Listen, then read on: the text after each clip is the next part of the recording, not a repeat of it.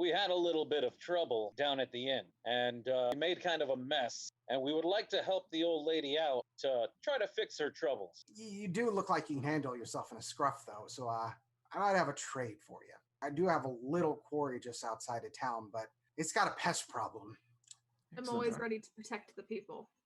There's our first shirt for the campaign.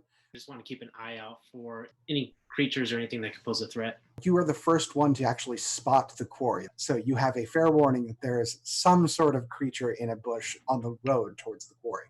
Do you think there might be any possibility that is a scared miner hiding in the bush? Minor or minor? A very young rocksmith.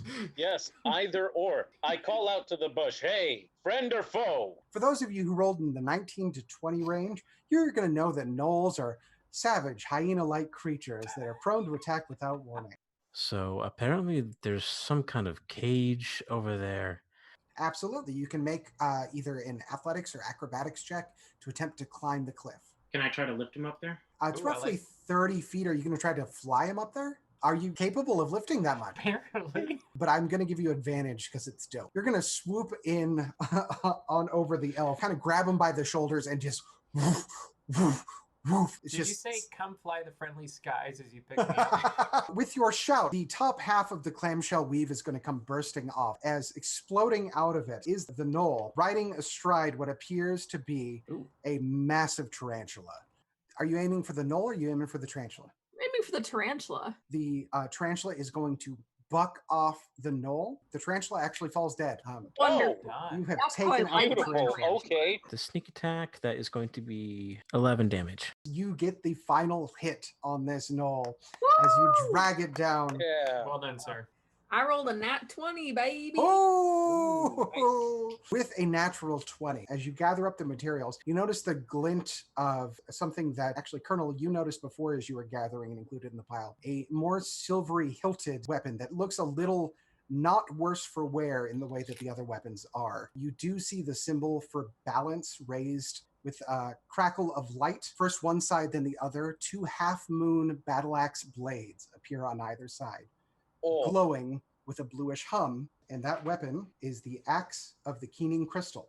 The High King Arthur, he passed, and we tried to protect Lucia.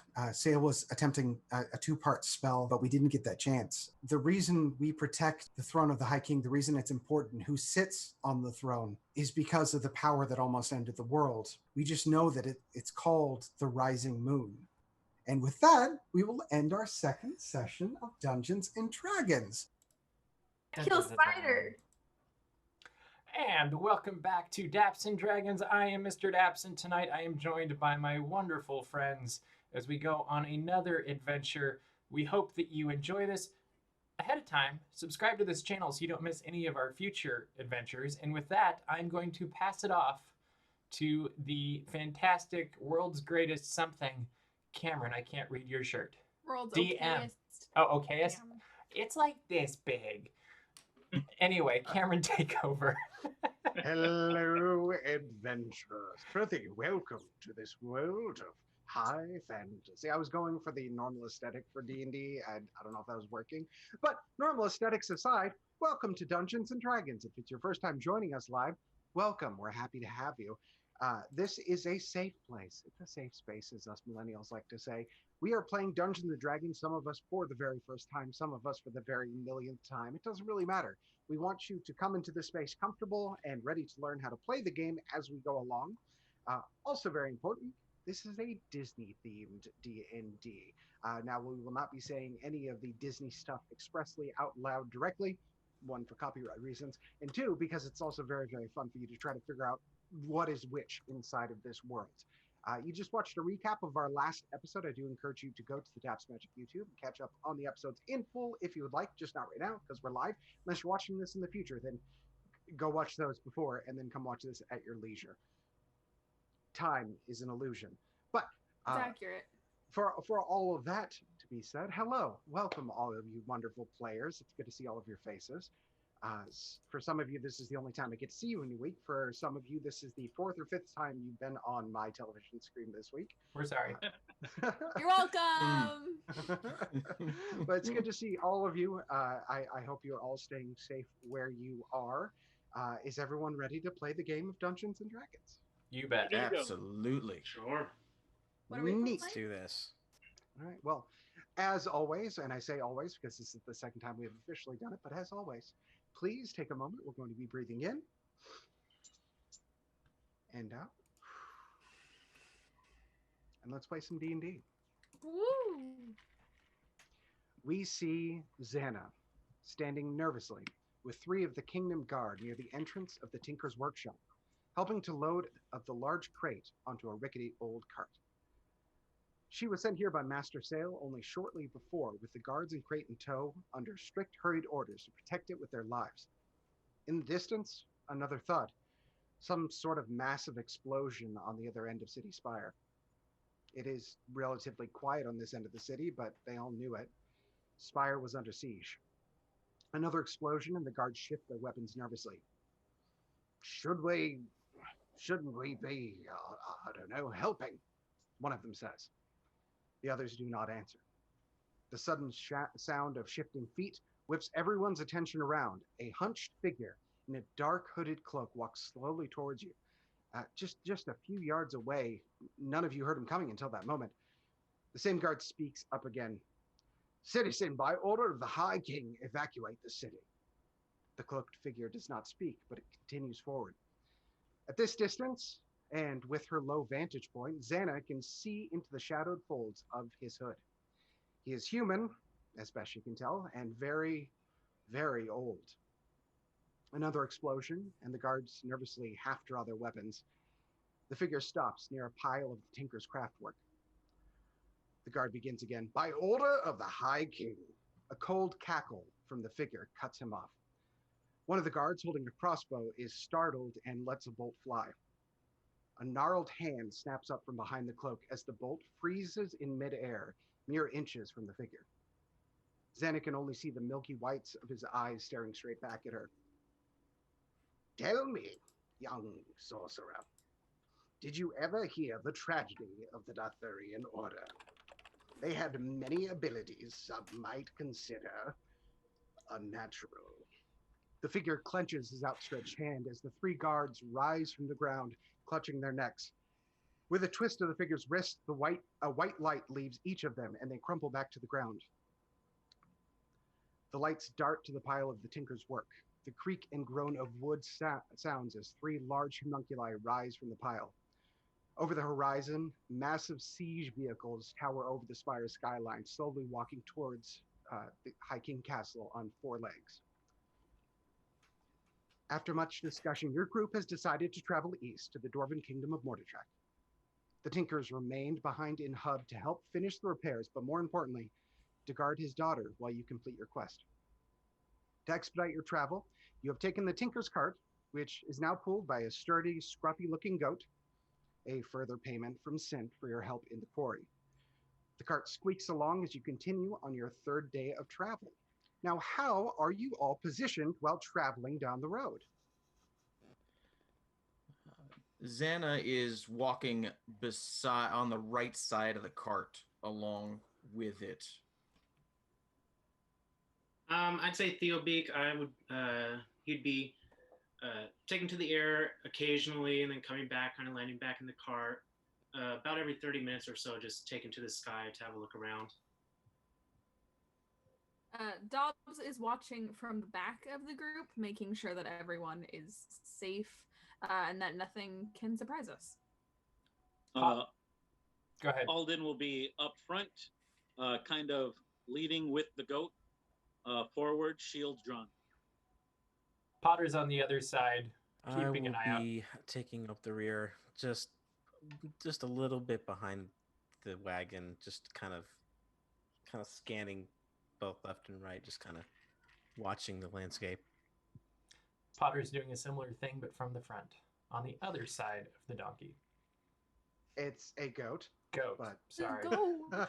I started thinking donkey, and then I started thinking another movie that not Disney at all. I was going to say, my goodness. So you guys have been on the road for a little while now. Mordredrak is not just a hop, skip, and a jump away from Hub. Presumably, you've had a little time to chat, continue in your own individual studies in whatever particular fields of interest you have. Perhaps our sorcerer has done some more research into the divining magics of Arcana. Perhaps our paladin has continued to devote herself. The point being, you're a little bit sturdier than the last time we saw you. And outside of D&D narrative speak, that is to tell you, our audience, that all of our friends have leveled up. They are all now level 2, which means they have a few new fun abilities at their disposal, as well as a few other things to get themselves in trouble if they so wish. Just a quick question. Let's start with Dobbs. Dobbs, how are you feeling after the events that you've had in the last few days, being conscripted into service, suddenly going on this adventure? It's all just kind of what I do. I killed a tarantula, so I feel really great about that still.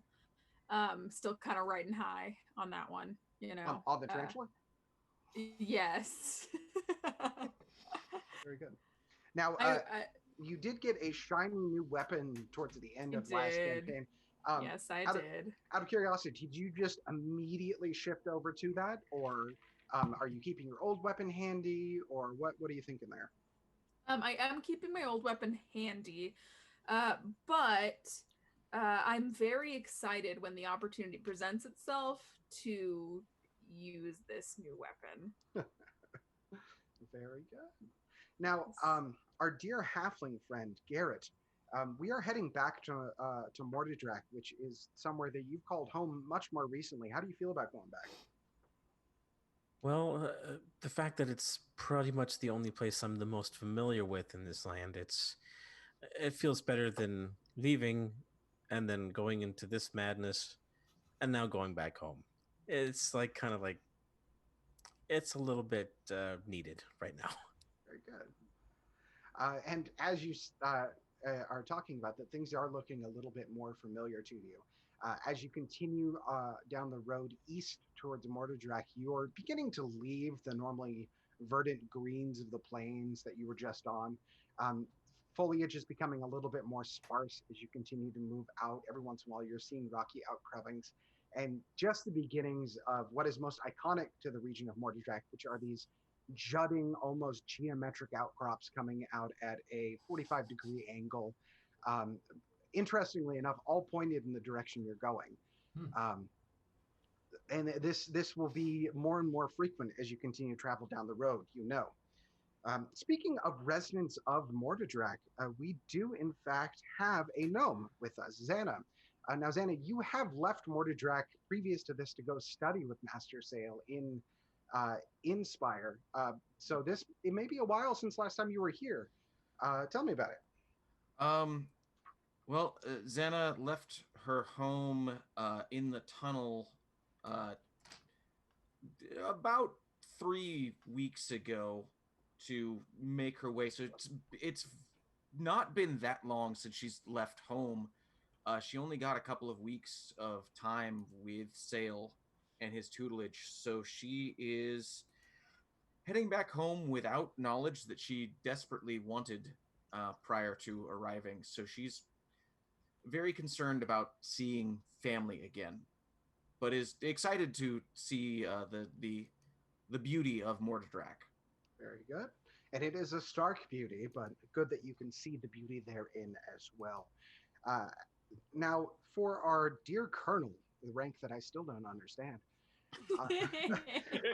you are a ranger. You are extremely well traveled, but as far as ranger activities go, there isn't necessarily a lot to offer you in Mordredrak. It's a lot of rocks and some cityscapes, but that's kind of it. There's not a lot of, flora and fauna to speak of that you can go get lost in. Have you been to Mordredrak before? Is this somewhere you've been on your travels? Oh, I've been everywhere through my travels. You never really know where you're going to go next. It's Call of Duty, and you just keep going. Yeah, I'm a big fan of Modern Warfare 2 personally, but I mean... Oh, you're a peck of pips, all right. Peck of pips. Look at him using character language. I'm assuming that's character language and not just old colloquialisms that Mr. DAPS might be familiar with. You never know. You never know. And rounding out our party, our cleric, who is towering over the rest of everyone in the group, trotting down the road, I assume taking fewer steps than everyone to keep up the same distance. This is about as far away from the Briar Wilds as you can get. How do you feel about that? It's fine. I never had a problem with traveling or anything like that. And I feel now that I know what the dream was about and that I had a higher calling after all, I feel much better about the task at hand. Good. So, speaking of your calling, as you are all aware, you do have the mark still on your wrists. It's not necessarily as deeply visible as it was before, but it's not like anybody would miss it at this point. To convey to our audience at home, they have a brief education in some of the abilities of this special mark. But so that you're all aware, one of the gifts that come with being part of this particular order or whatever it is the ability once per day for any of them. So they can't all do this, but at least one of them once per day can do it. Bring another member that is also wearing this mark within 5 feet of them. And they will keep up the same momentum from wherever they were before in the same positioning, in universe. So if they were falling off a cliff, they'd still be falling when they pulled them back. So probably not the best idea to pull them back directly over ground or something of the sort. Something to keep in mind, something to play with, and something to remember that the Tinker does in fact share this mark. Although it may not be the best idea to call him away considering he's guarding his daughter. Things to keep in mind as we continue down the road. What is conversation like? Who's talking to who about what? Who's interested in things? And feel free to use some character voices at this point if you like. I feel like we just assumed that we all knew each other, but I don't think we've actually properly introduced ourselves to each other. My name is Theobeak. Nice to meet you, Sealbeak. Theobeak, sorry. Thank you. You're right. We haven't all introduced ourselves, have we? My name is Alden. If I haven't said my name, it's Xana. Sorry about that. Hi everyone. I didn't introduce myself, and that was on purpose. Are you telling us, the players, about that, or are you telling them that? I'm telling them that. Okay, great. Just making sure. Crock of beans. Colonel Potter. My name's Garrett. That's all you need to know for now. Nice. All right. Friendly. Good to know most of the people that I'll be traveling with. So, just to get this straight, because I think I was confused yesterday. None of you knew each other prior to this? No. That would be correct. Huh. All right. Well, in fact, I don't think really many of us come from the same place either. I guess it doesn't sound like it. I guess on behalf of, since I have been around Sail and Tinker longer, I guess on behalf of them, I want to thank you all for jumping into something you weren't expecting to do. I kind of already knew that this was going to happen, but y'all didn't need to jump in and help out. So thank you. I don't know if you're doing it by choice, but I do appreciate it. I don't think we could have done it just the three of us, and I definitely can't do anything without Sail here.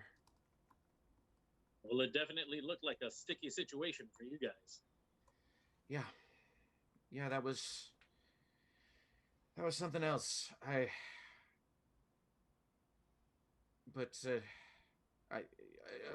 Luckily we made it away from the Spire, and that's what's important. So hopefully Tinker stays safe at the hub. Yeah, so I just want to get this nonsense taken care of so I can go home to bed. Now, I'm sensing it's not necessarily like any disagreement with what's happening from Garrett Greybottle. Is he just pretty apathetic about the whole situation? How's he feeling?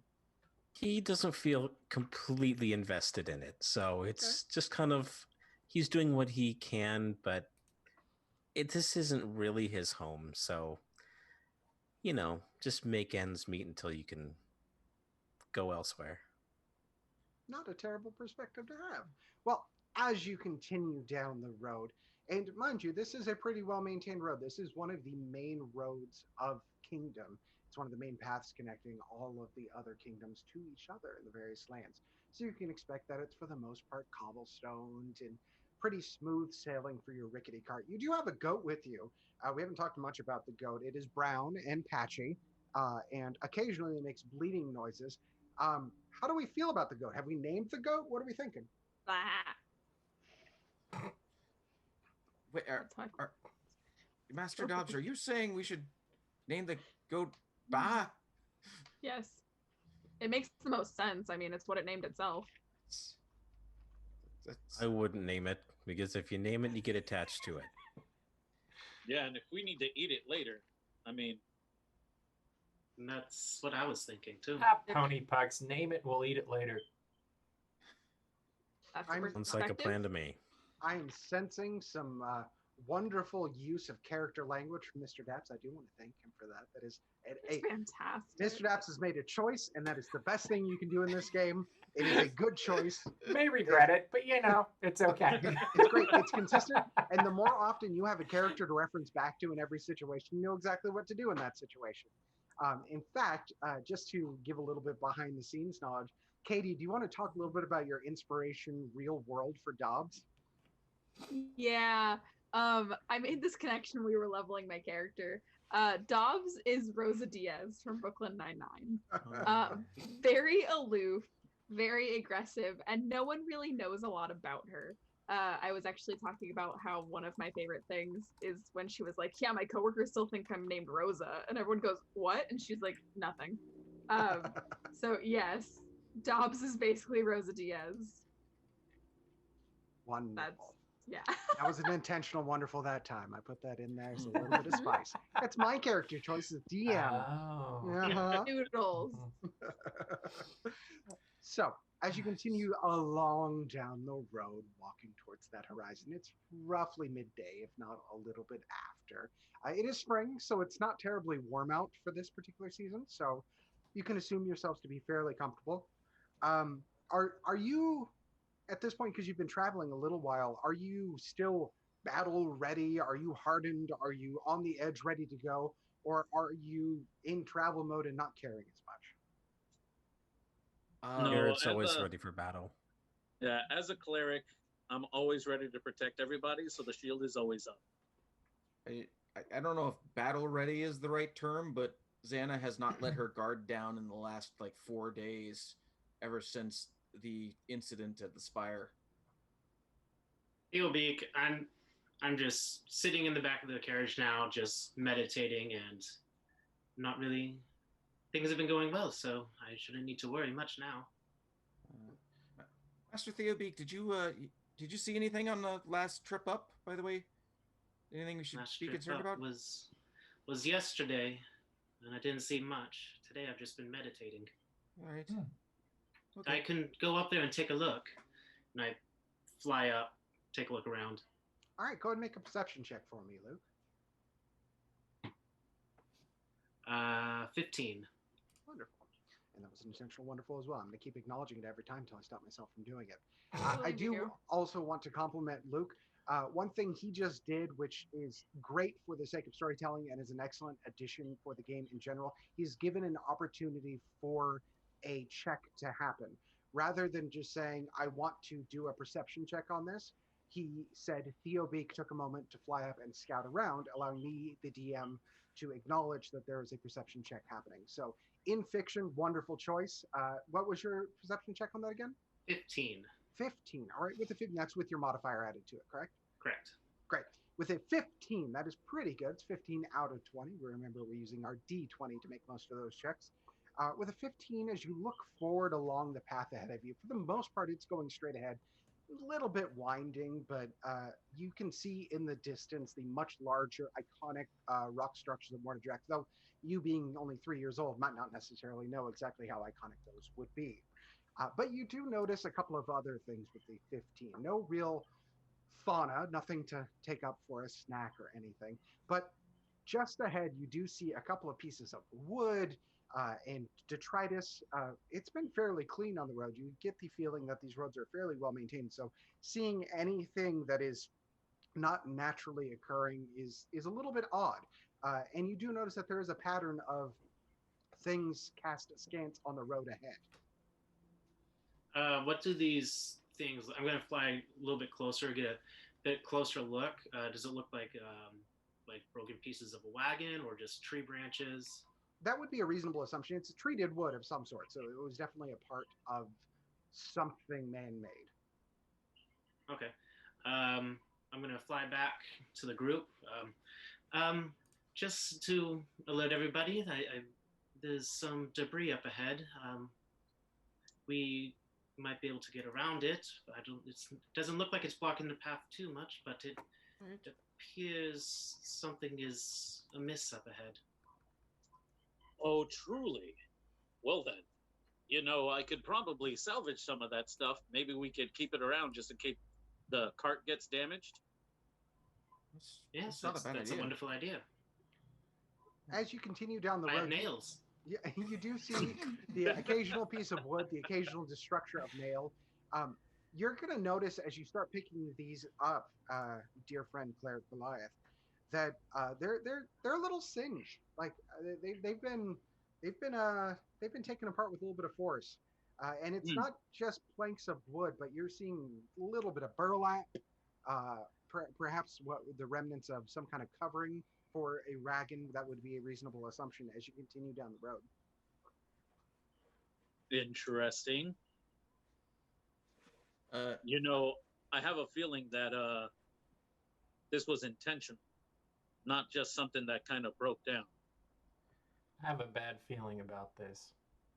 Xana's going to look at the remnants of the cart to see if it looks gnomish made or dwarven made, to see so I can get a better sense of where it may have come from, and if hopefully not, but somebody I know might have built this.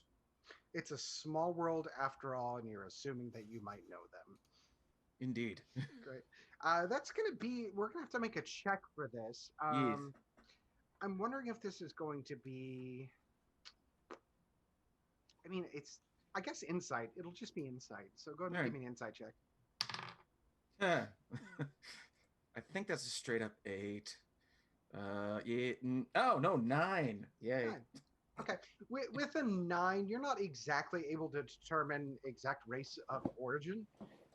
However, you do know that it's rustic.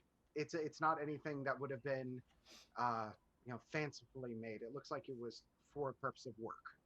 Gotcha. All right. Can I have a look around the surroundings, see if I see any burn marks, not just with the pieces of wood, but scorch marks on the land or some of the rocks? Okay. Is anyone aiding Theo because he does this? I would like to aid him. Okay. If both of you could roll perception checks for me, please. 23. Ooh. 19. Anything above a 20 is more or less guaranteed success unless it's super beefy, but both of them actually had exceptionally good rolls. I'm going to say maybe Theo Beak a moment or two before our cleric friend noticed anything. The debris suddenly comes to an end on the road and curves off to the left towards a small rocky outcropping just visible off the side of the road, maybe down just a ways. And it appears with a 23, because that is an exceptional roll, that there may have been something wheeled that was taken over there. It took down the very little brush that was there. You might see a couple of things broken in such a way to indicate something had rolled over that in recent times. Recent as in? Within the last couple of hours. Okay. I think we should go back to the group and steer off the other way that this travels. Yeah, but what if somebody needs our help? Well, they could help themselves. From the looks of this, it seems that whoever attacked them already got what they wanted.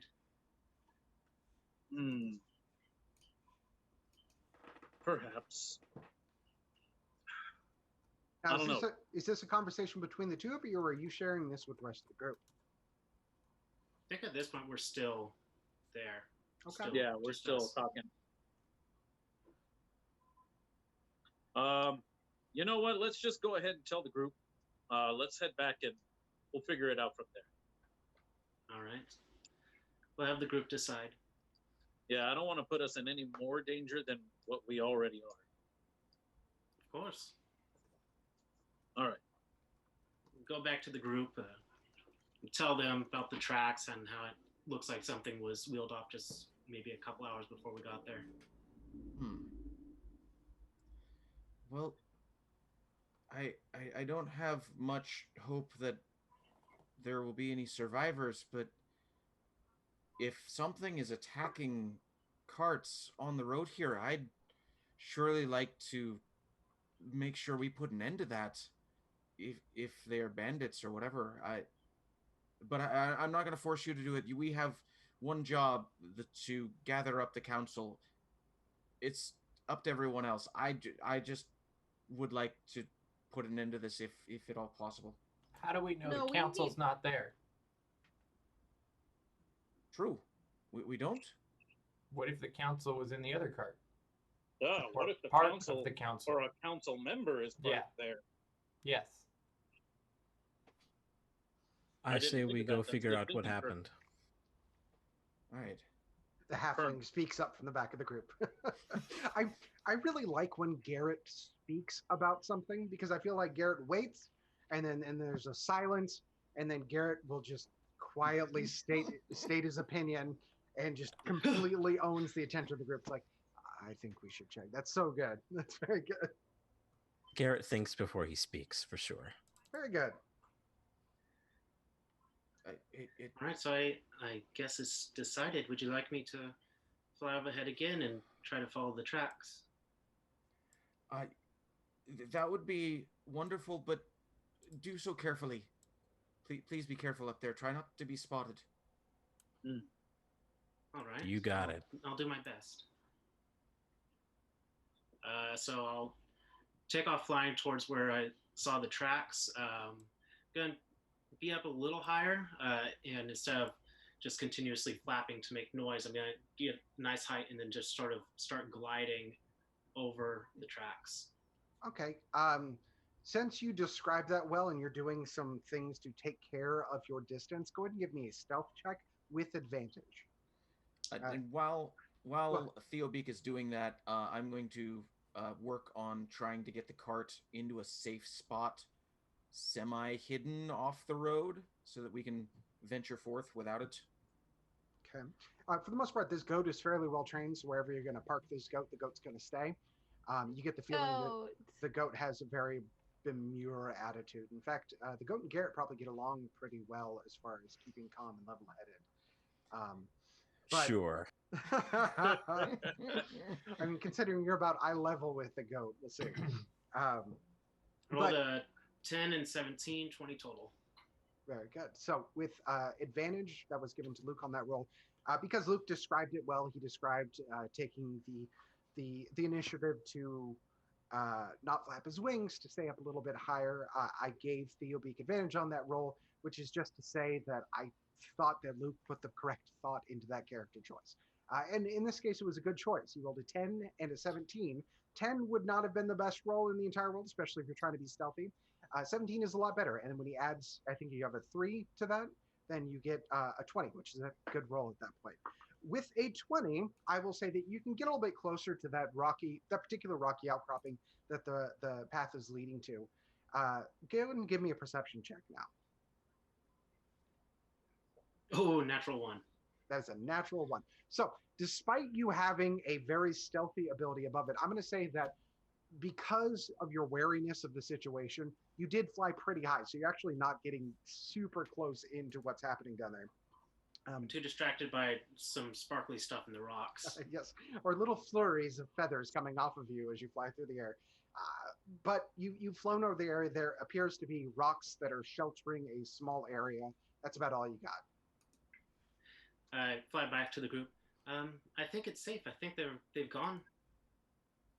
Wherever they decide to camp, they're not there anymore. All right. Well, if they're not there, you didn't see any goods or anything? Something maybe we can scrounge up? I didn't see much of anything, really. Well, if there's nothing there, I Saw don't see a some reason why rocks we and can go. feathers. Yeah, well, I guess what we should do is just tell the local authorities about what we did find, and when we arrive is the I best do think we strategy. should still stay on guard. I didn't check the other way, but we should just be cautious. Maybe they've set up camp somewhere else, and that's where they just took the loot. That's fair. Maybe. All right, Ba, you ready to get back on the road? We're sticking with Ba, all right? How many H's are on that? No, You better- it's 1B, 3 A's. Okay.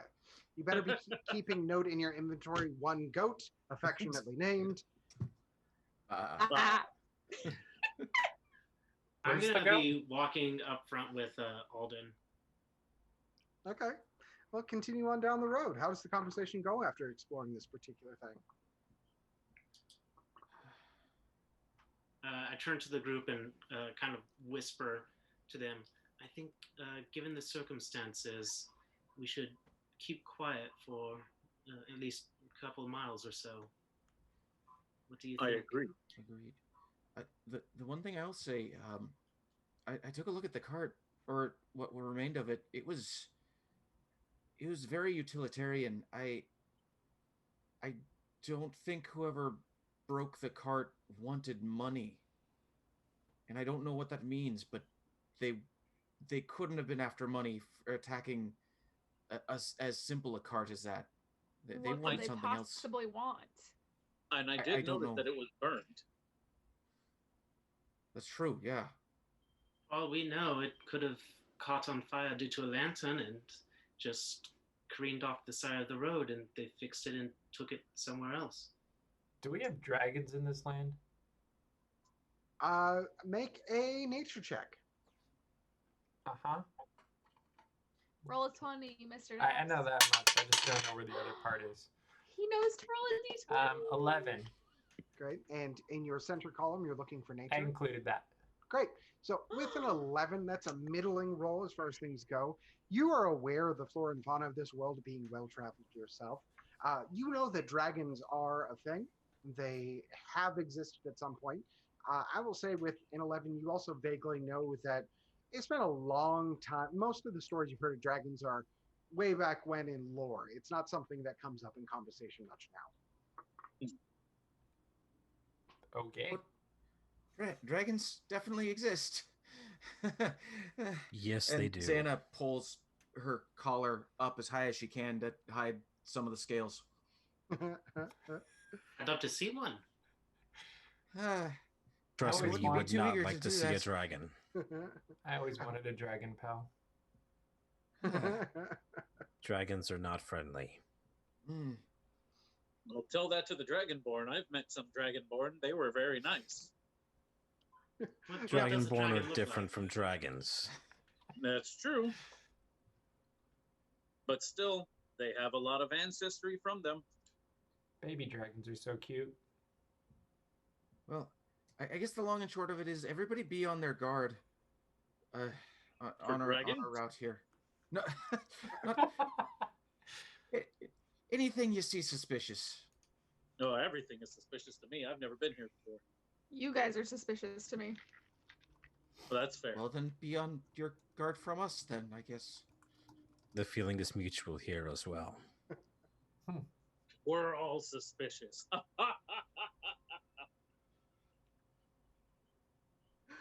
Well, you continue on down the road. You are passing the rocky outcropping. It's starting to leave sight behind you.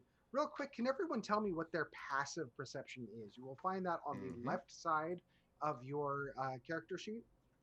Alden's is a 12. Theobeak 15. Dobbs is a 9. Potter's 14. Xana has 11. Garrett has 11. All right. With a 15, and I'll say to a lesser extent with a 14, Yeah, the hairs on your back of your neck are standing up just, or Feathers. quills or feathers. Yes, thank you. Are standing up just a little bit. And Theobeak specifically, you get the strong suspicion that you are being followed. At that, I turn to the group. Something's following us. And I think Dobbs was in the back. You said you were kind of in the back. Soldier, can you see anything behind us? I'm gonna look around and I'm gonna see if I'm gonna look on the high tops, see if there's anyone perched up, or you know, you can't really trust people to fly. Sorry. Go ahead and make a perception check for me then, please. Got it.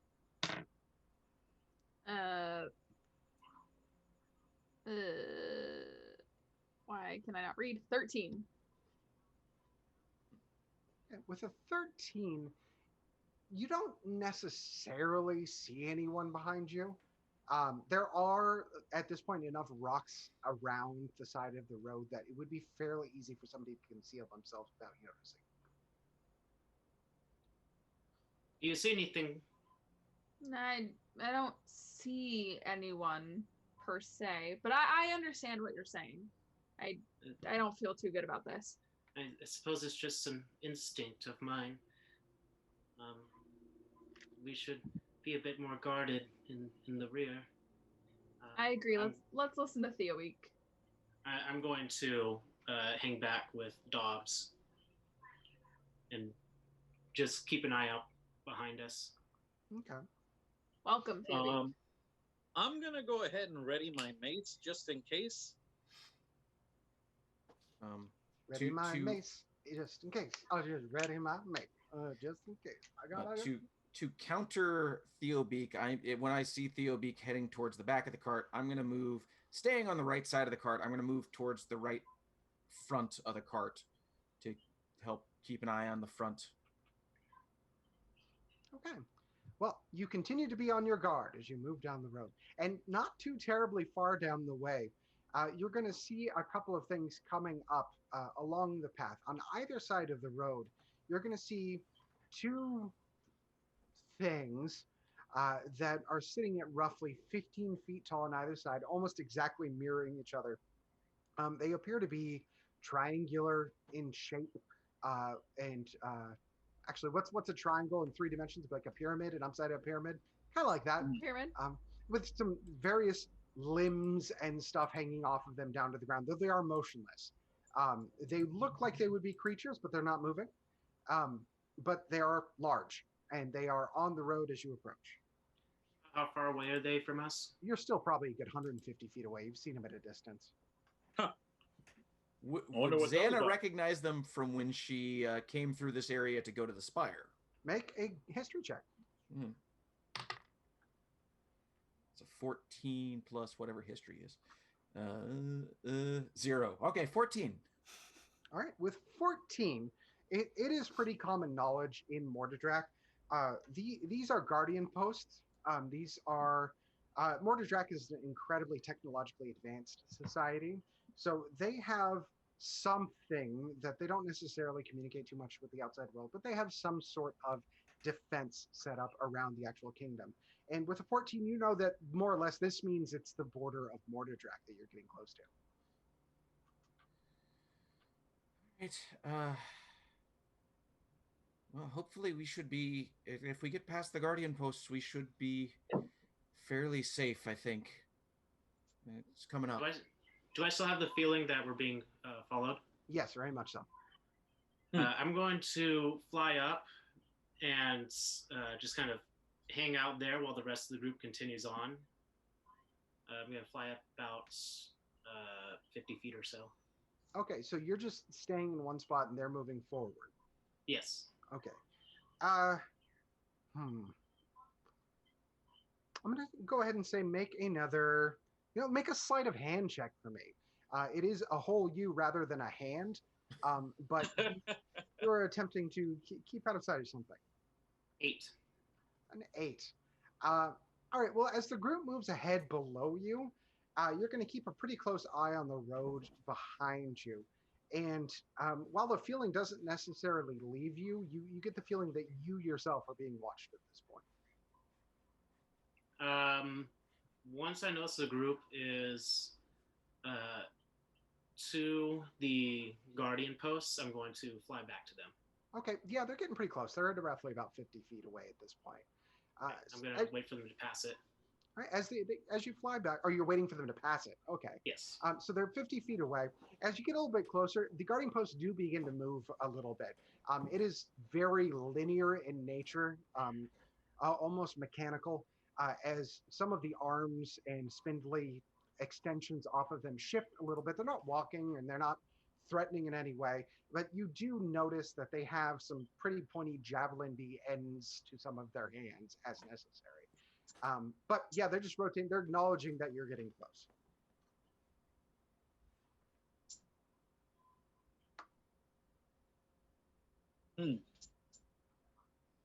Well then, what should we do? Well, if anything, we're not in the clear until we pass those posts. If anything's going to happen, it's going to happen pretty soon. Yeah. You know what? I'm going to go ahead and head to the back of the cart. If anybody would like to rush the goat up forward.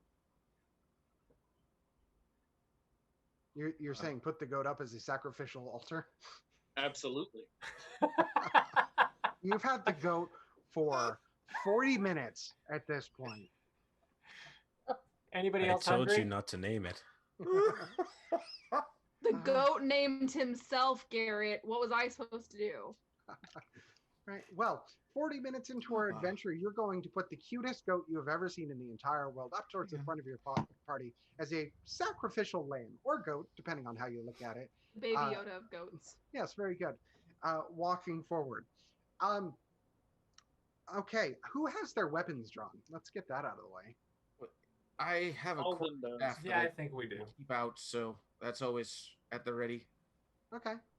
As you get closer, slowly, again, not super threateningly, but slowly, the spear ends are going to begin to point at each of you with a weapon drawn. You'll notice that they are bypassing the goat entirely. They are not pointing at the goat. The entire goat is a weapon. You don't understand. Huh. And It's from Troy.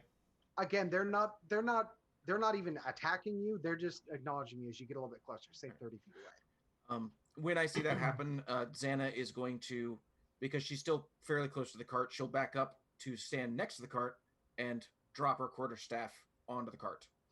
Almost immediately, the spear that was trained on you moves off and points at somebody else. Potter lowers his weapons and keeps walking. Good. Similarly, the spear is lowered. All right. Alden goes ahead and put his mace right back on his tool belt. I like to think it's like a bin for tools kind of belt going on. But Yeah, very good. with all my smithing tools and such.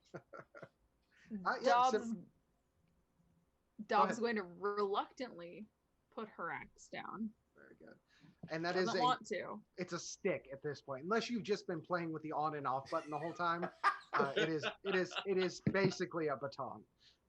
Dobbs energy, though. I don't know. Anything's an axe when Dobbs tries hard enough.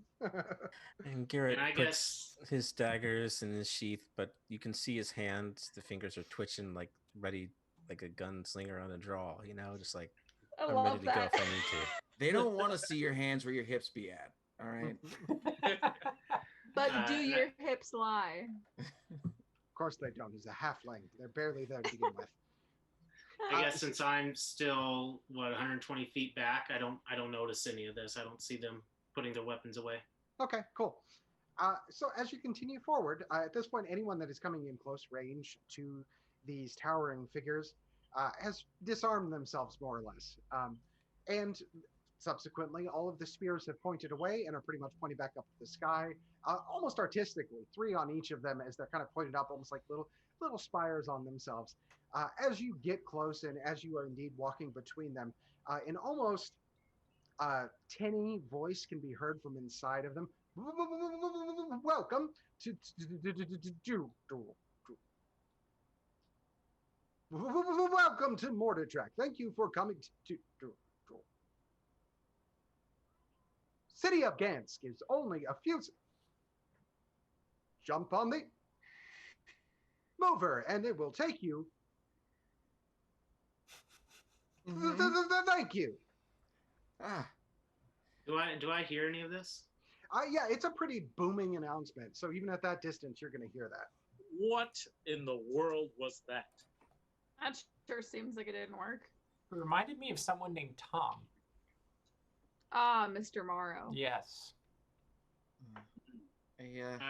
Once I hear that, I'm gonna fly back to the group. Okay, are you still armed? Yeah. Okay. As you swoop in, whatever announcement, whatever thing had been happening cuts pretty short. As you have all 6 of the spears pointed directly at you up in the sky. Again, not attacking, but they are trained on you as you get closer to the group. Master Theobeak, you might want to put that away. Oh, okay. I don't have many places to really put it. I fly back down to the ground and use it as a walking stick. Okay, there's a moment of hesitation, but yes, they train off of you. And as you get closer, you will hear, "Para sus seguridad, sus manos, brazos, piernas y That doesn't sound Aaron.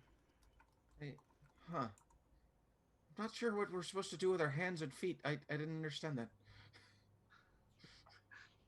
At this point, you've continued to walk forward. You are just getting past whatever these things are. And other than making the occasional announcement with a cheery yet jarringly broken tone, they don't seem to be bothering you. All right. Well, as we move forward, I'm going to keep an eye on them to see if any of those spearheads just point down towards the path after we passed it. Okay. Go ahead as you continue to walk forward. You said your passive perception is 15? Yes. Okay. And well, you're trained on it. I'm going to give it an active. Go ahead and roll a perception check for me with advantage because you're doing something very intentional here. Good. I rolled a 5 and a 19. Ooh. 24. And free candy. So something about free candy. I won. Yeah, that's what I heard. It, for some reason, dropped my microphone and came back on. It should be back on now. Fine. You're right? good now. Yes. You're good. I have no idea why it actually dropped. But we're back. Yes. So with that excellent advantage roll, it's like free candy. I handed out was what I was saying before. That all you got to do is use a little bit of characterization. I'm going to give it to you. With advantage, I'm going to say that not too far after you've walked past, maybe 40 to 50 feet down the road, you hear the shifting and grinding of these limbs as they definitely make motion forward. And pretty quickly after that, you begin, it's a little further away, but you definitely hear the announcement, "Welcome to Mordred. Please lower your weapons. Please put away your weapons. Please put away your weapons. Please put away your weapons. That's all. Please put away your weapons." Okay. With the 24, do I see anybody approaching? Even with a 24, you're having a difficult time actually seeing who is there. Oh no, Can it's we pixies. ascertain which direction they're pointing? Yeah, that is a great call. And with the 24, I would say that you very easily see that. They're pointed off to the side of the road, clearly behind whatever rocks are on the side of the road. They're probably climbing on the rocks, I tell you. Oh, so they really were there. Should we go out and say hello? I think we're safe past this point. Let's see Yeah. if these guard posts can do their job first. All right. Interesting. So you continue to walk down. You hear the same repeated strain that you heard. Please put away your weapons. Please put away your weapons. Over and over again. And since you're keeping an eye on it, I'll keep that 24 rolling. You see those spears continue to track the rock faces as you're walking by. And it tracks right next to them and keeps tracking right next to them. And then it starts pointing back down the road. And they're not moving. They're still just pointing. Now they're pretty much pointing up the road at you. I'm going to run into the rocks as well. I'm going to see if I can find whatever's sneaking around in there. And so you're pretty much running where the things are pointing? exactly to where they're pointing. Okay. Hold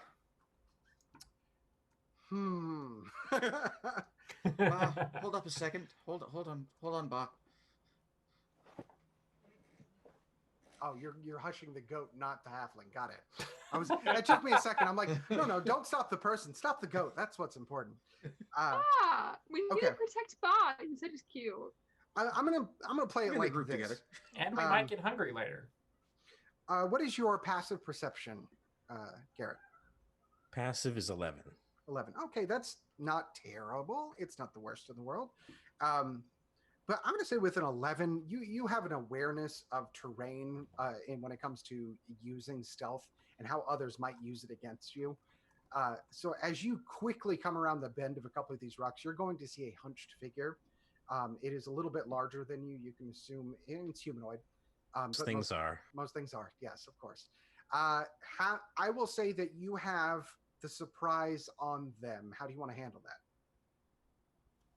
I want to try to get up as close as I can, pull out a dagger, and say, identify yourself. Okay, I'm going to have you roll that as a stealth at this point. All right.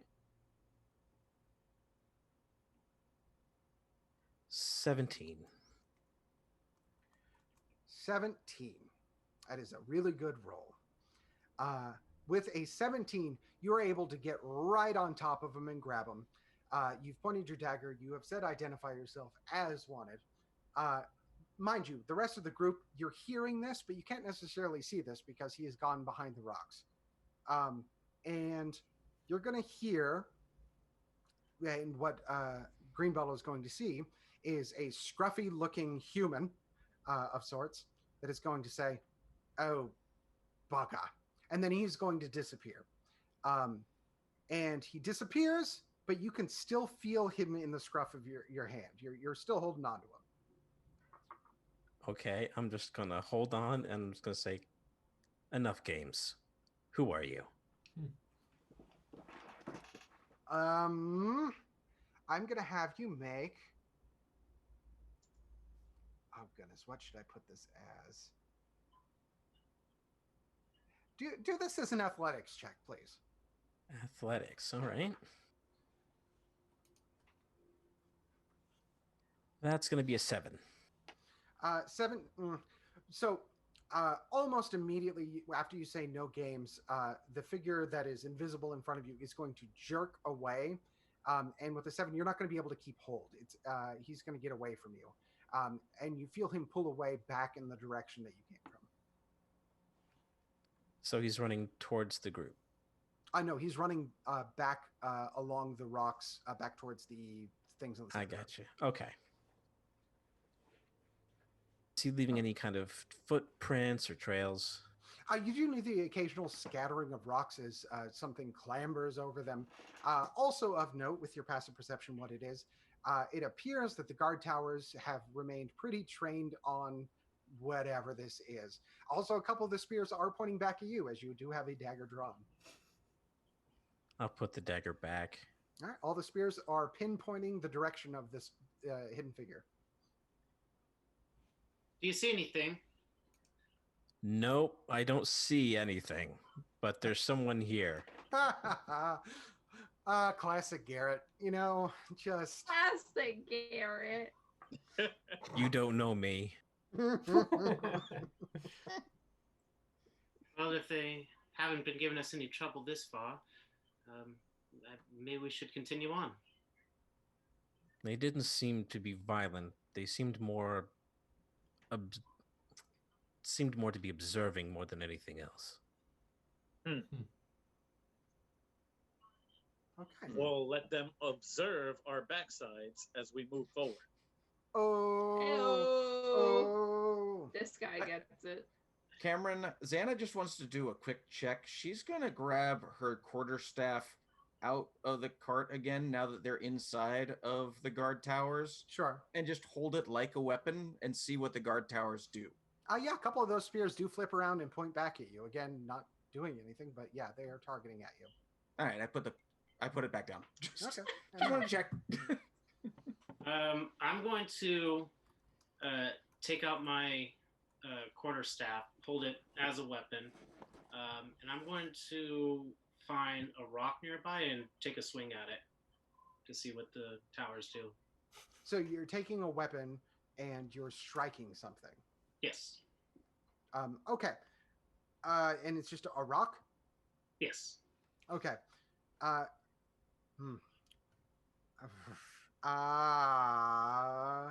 Please make a dexterity saving throw.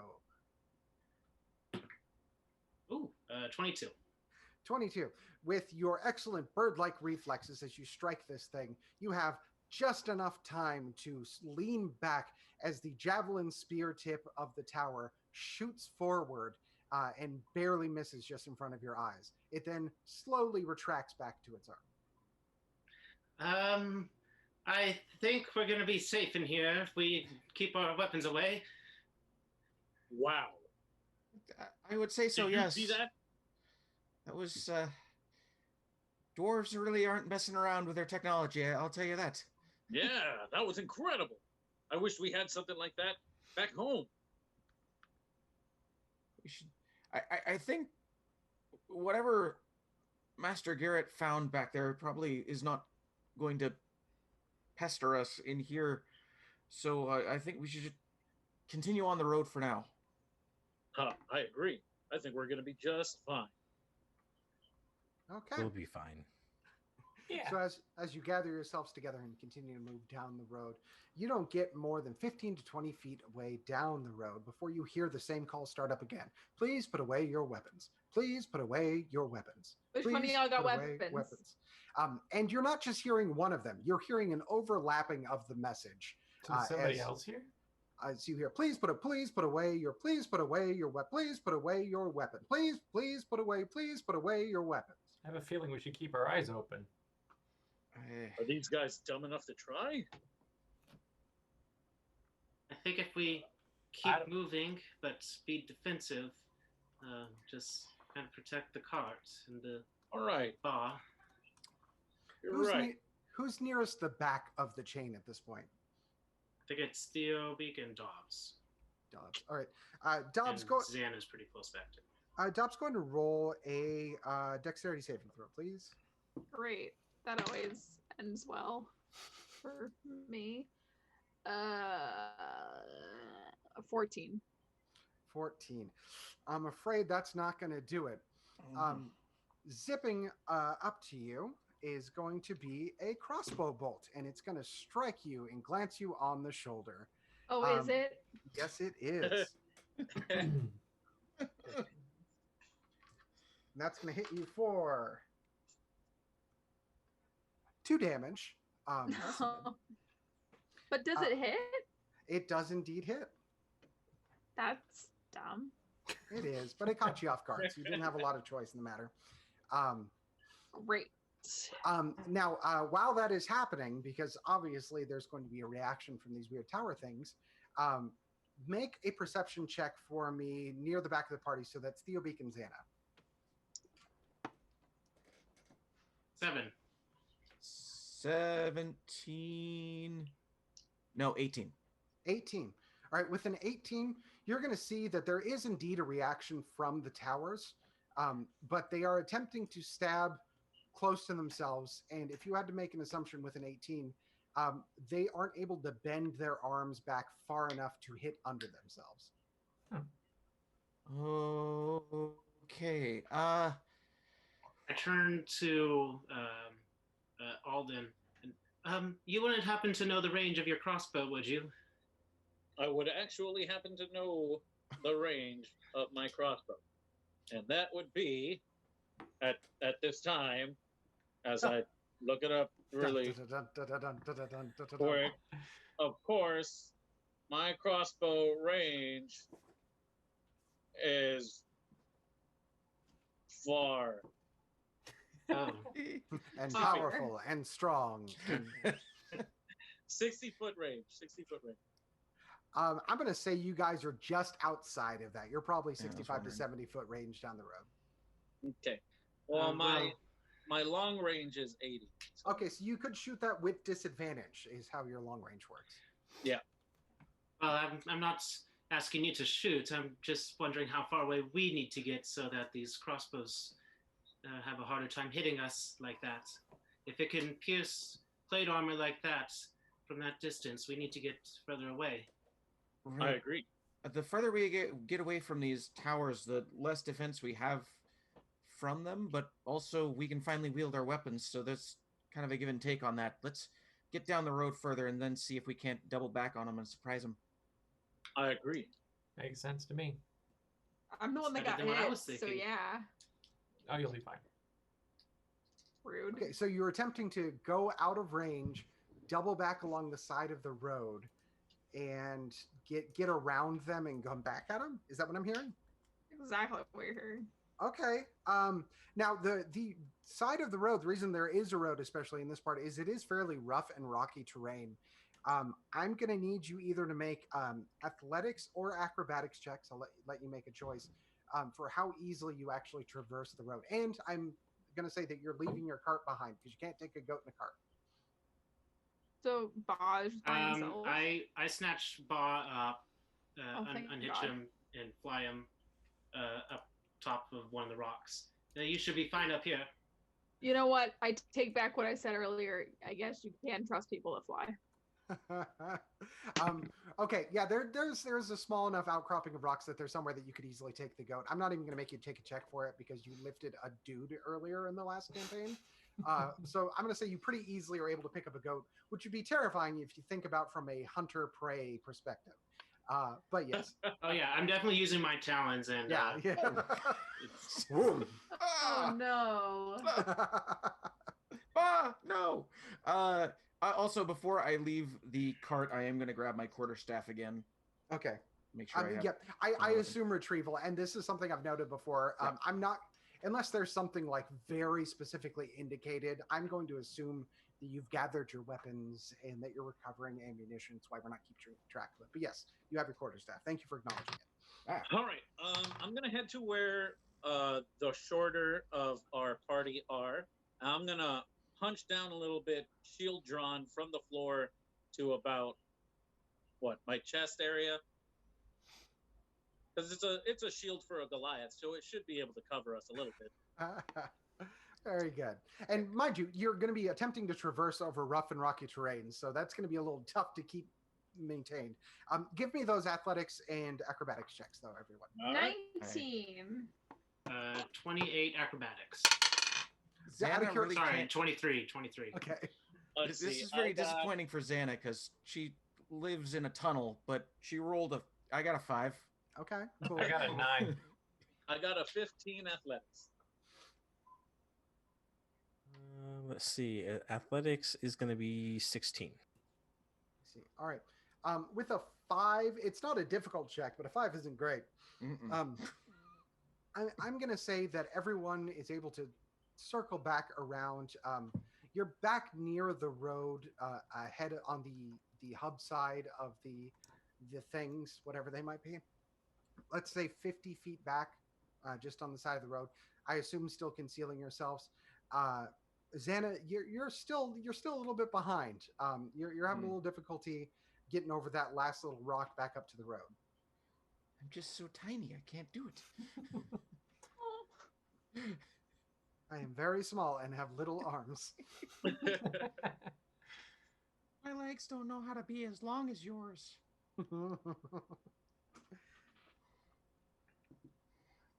So what do we want to do? I think we're waiting. I Wait the am. ambush.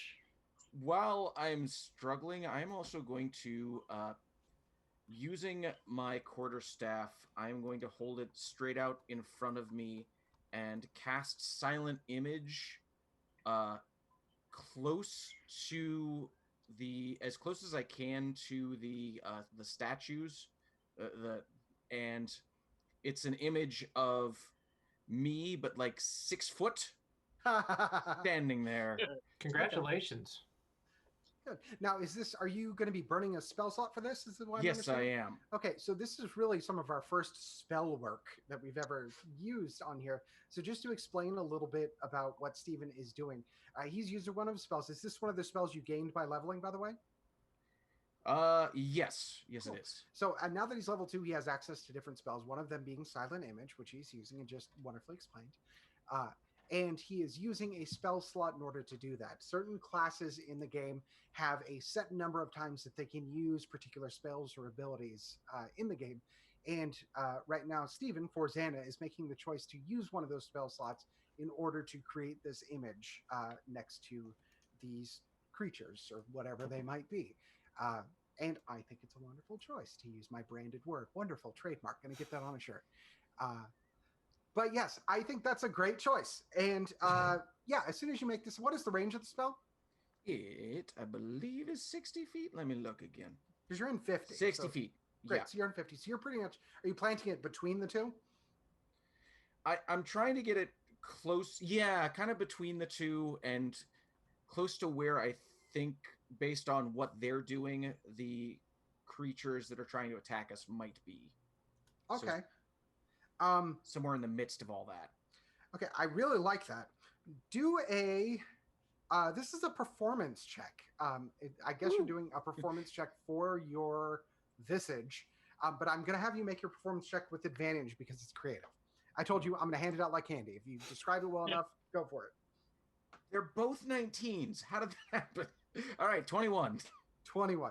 With a 21, here's what's going to happen. As soon as the 6-foot Xana appears, by the way, I hope proportionally exactly the same, so still kind of that stocky gnome figure, but just absolutely cool.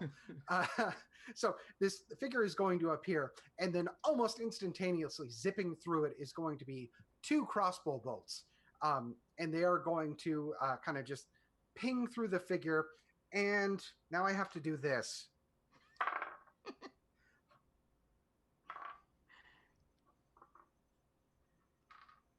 Oh, you're making me think way too hard. Okay. Good. Good. I swear it's the dice. The visage that you have summoned almost immediately disappears as these bolts fly through it. And crossing in midair, the 2 bolts are going to hit figures in just under either. And instantly appearing are going to be 2 humanoid figures that have fallen over and almost in perfect synchronous gruffly say, "Ow." Good. And if you could all roll for initiative, please. Hail, Zeke. All right. Oh, 13. 16. Oh, nice. 16. Is it 13? Yeah, that's my number, dude. 5. 13's a good number. Even my dice are on brand. I rolled an 18, so Xana's got 18. 16 for Alden. Okay. 2. 2. Hey, this is the roll that Aw. it doesn't necessarily a bad thing to get low on, so I guess that's Oh. okay. Okay. Yeah, especially when we don't know where these attackers are. Well, these are both visible now under the tower. Oh, they shot each other. Okay. Yeah. All right, now I understand. I thought these were 2 more people. All right. And entering numbers is a fun thing to do. Da da da da da da da. Boop, bop, bop, bop, bop. This is my my jam. entering number song. 13, 2, and 27, maybe. Bop, bop, boop, doop, boop, doop. All right. First up in the order is going to be Xana, and thank you, Luke, for assembling the Tower O order. Woo! Thanks, Luke. You're an angel. As Look at that Anakin tower. Skywalker once said, "Are you an angel?" Oh, no! Why? Oh, jeez. You're welcome. Whichever one of them looks beefier to me, I am going to take the staff now that my image has disappeared, spin it around once over my head, and then aim it at him, and then fire off a witch bolt. As a reaction, can I? Never mind. Are you gonna stop my witch bolt? What's going on here?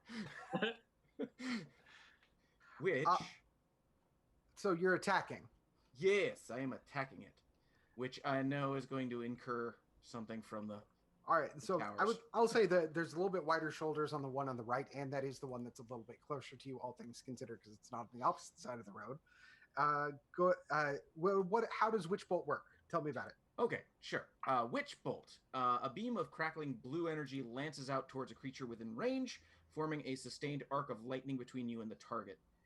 I need to make a ranged spell attack, and it's a concentration spell, so if I do hit, I can keep damaging it automatically if I can keep concentration up. Okay. Great. So how do I check if you hit it? I need to roll a ranged spell attack. Hit it. That's a 14 plus. Show me Witch Bolt. Plus 4. So 18 total. That hits. Sweet. That's 1d12. 6 total damage. Okay. Wow, that is a beefy hit. I also need you to make a dexterity saving throw. Mm-hmm. I knew that was coming up. Yeah! 18 plus 2, so 20. I'm going to say with an 18 plus 2 equals 20 means that you do a really cool, and just the bolt just misses you as this thing extends out a javelin and quickly retracts it. All right. Unless you would like to move or do anything fancy, considering you're maintaining concentration. Nope, I'm going to stay right where I am. All right, next up in the order is Alden. Oh, geez. Having witnessed the thing try to spear my small friend, I'm starting to question whether or not I should be attacking at all. But not to be outdone, I'm going to also cast Sacred Flame upon the other person. Sacred Flame is one of my cantrips. All right, and how does it do? All right, so flame-like radiance descends on a creature that you can see within range.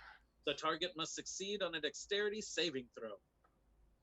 Now, when you say descends, does that mean it's coming from the heavens above or from you? It's coming from the heavens above. It descends. So is it going through the thing they're standing under? Yes, the target gains no benefits from cover for this saving throw. Wonderful. Branded word I keep using. Right. Go for it. So dexterity saving throw that I make, correct? Yep, that is right. That is let me check my... That is a 4. He does not save, so he's going to take 1d8 damage from me. That'll be a 3. Make a dexterity saving throw, please. All right. Oof. I got a 2.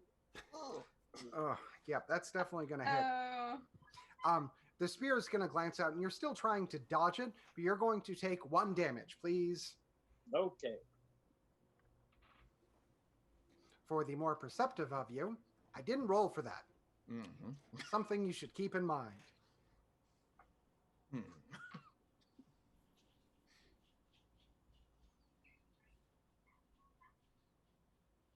All right. I'm going to stay put where I am. Okay. If we continue down the order, that is going to be Dobbs next. Me. Wait. No. Wait, I put in... Dobbs, you had 16, correct? 13. I had 13. 16. That's What mine. is my branded number? I got you too mixed up when I put it in. Excuse me. I said I rolled my number. What is my number? 13. Man. Okay. Well, thank you for the correction, Luke. Please go next. How far away is the closest figure? You're about 50 feet away from them right now. Using my full flying speed, I'm going to fly in to that figure. Okay. Actually, I have 60 feet now, so Yeah. I still have 10 feet up. So I'm going to fly right up to that figure. So you're getting right up under it as well. Yes. Cool. I'm going to take my quarterstaff and take a swing at him. Is this on the left or the right? The closest one. So that would be the right because you're on the right side of the road. Yes. All right, take a swing. That would be 17 to hit. All right, and that's that one. That hits. Okay. D8. That's 7 bludgeoning damage. Jeez, these are some beefy hits, man. And while I'm there, I'm going to just focus and just keep my eyes trained on him. And I'm going to do 2 kicks and use a key point to make a flurry of blows. I think I should put in the damage before you do all that fancy stuff. I'm still underneath the 2 structures, right? You said they couldn't hit underneath them? Yeah, you are under it. But I'm saying for that first hit, I'm putting in the damage because that one blow is going to strike him to the ground. He is not moving anymore. Okay. Is the that other was the one I was 10 witch feet? bolting, right? What's that? I was witch bolting that one, right? Yes, correct. Okay. So Is that the is other one? Yeah, just on the other side of the road, about 10 feet away. Using the rest of my movement, I'm going to fly up. Concentrating on him, I'm going to spend a key point and use flurry of blows. Make 2 unarmed strikes with my talons. Okay, tell me what a key point is. I don't think we've talked about that. So within my last battle and the meditating that I've been doing on this trip and leveling up, I gained the ability to use key. With key, just give me a moment, gotta find it here. So training allows you to harness the mystic energy of key. Your access to this energy is represented by a number of key points. And you spend these points to use various features. Flurry of blows, patient defense, and step of the wind. All right, cool. So you're attacking with the key point thing. How does it work on my end? I attack you. Go for it. So first strike is an 8. That will not hit. Second strike, better, 22. That will definitely hit. Okay. That's 7 slashing damage. Jeez. All right. Man, you guys are too powerful. I'm going to have to start throwing tougher things at you guys. All right. Yeah. You done hit the other one real good under the tower. And considering both of those strikes to both of them were under them, the spears, their javelins are going to attempt to get down, but they are not able to reach you directly under them. And that's all my movement, action, bonus action. I'll wait there. All right. And the one next to you is fairly bloody. Good. All right. Next up in the order is Dubs, like I knew the whole time. Yeah, like you knew the whole time. How close is the other one to me? The moving one. The moving one. That one's just on the other side of the road, so probably 55 feet if we're using triangulation. Oof. Okay. I would like to use my full walking speed, which is 25 feet. Are you imagining that lady who does the walking aerobics when you do that? Because that's absolutely I am. Popped in my head. I like to imagine that Dobbs is very intense and very not about it. Like she doesn't walk with everyone else, but she's in all black, just power walking around the neighborhood, you know? I imagine you trying to walk down a cliff-face rock. You're just kind of telling me you're still trying to... Fully. Very that. I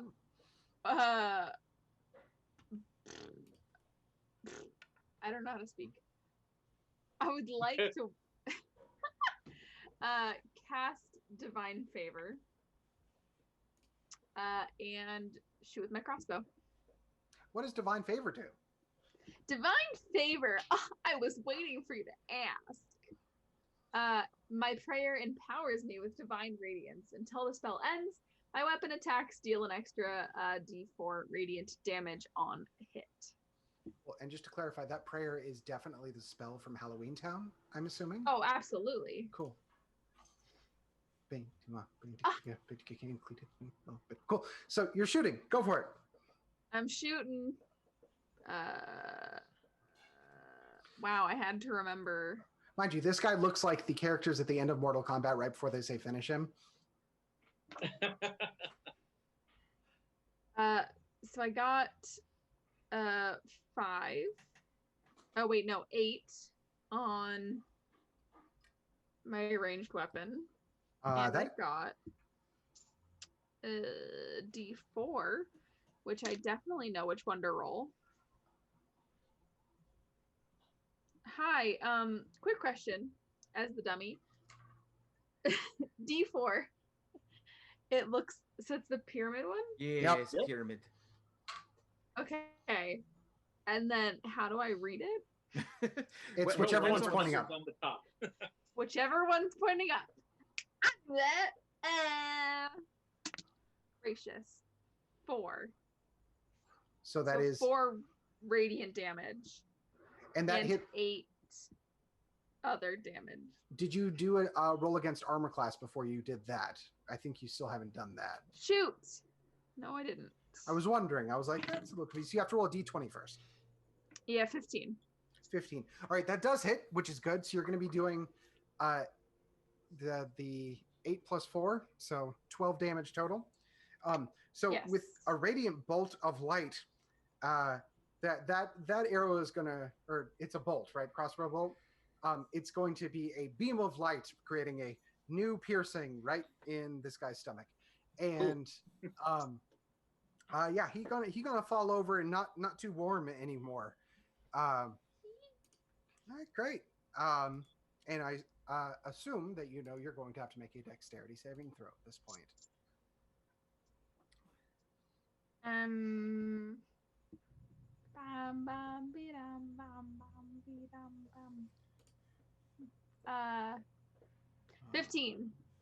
15's going to do it. So you are able to do a really. I'm gonna say that you have a basic idea of the trajectory at this point, and in very Dobbs fashion, you know that thing isn't going to hit you if you continue in the same motion that you're doing. So you don't even flinch. You just kind of like do this like cool like. Love that. Very good. Cool guys don't look at explosions. That's right. So, real quick question: do either of them look like they are still breathing? Nope, they are dead as doornails to the best of your recollection. Okay. Next up in the order is Garrett Greenbottle. Okay. Interesting. Are there any other that we can see around here, or is there? I guess you'd have to make a perception check for that. Then I'm going to make that perception check. Now, correct me if I'm wrong, but a perception check will count as the action in combat, correct? Depends on how you want to handle it. It's usually, yeah, any sort of check would end up as either an action or a bonus action. I'm going to count it as your action, Garrett, if you want to take care of that. That sounds fair to me.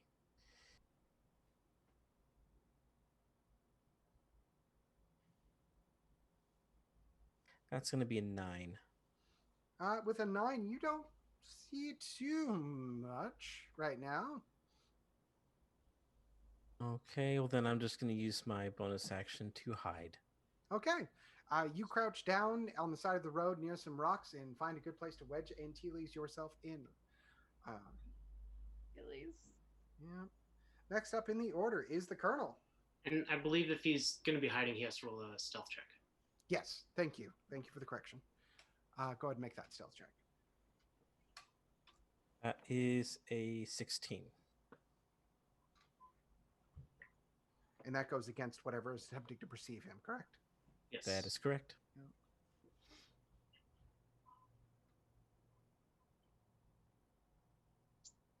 You are successfully hidden to the best of your knowledge. Perfect.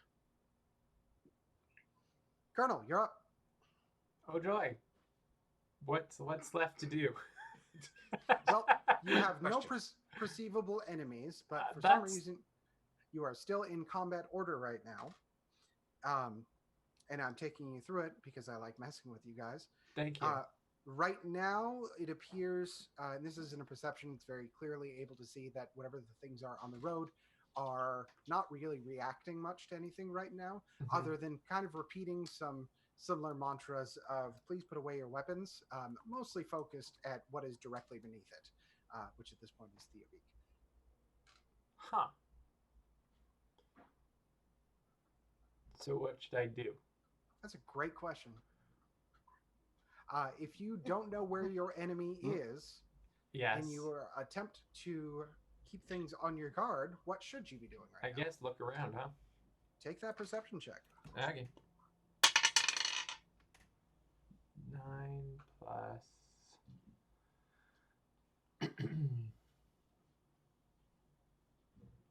4, so 13.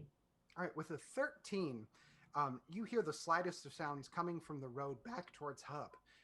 And as you look over, you do see the slightest of shifting of rocks near the side of the road. Mhm. So probably an equal distance behind you as you are to the towers in front of you. So maybe 50 feet-ish away from you and probably another 50 away from the tower.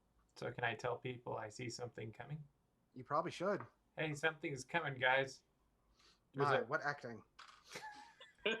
What is coming? There's a blue thing coming towards the green Who thing. said A anything blue about thing. blue thing? Great.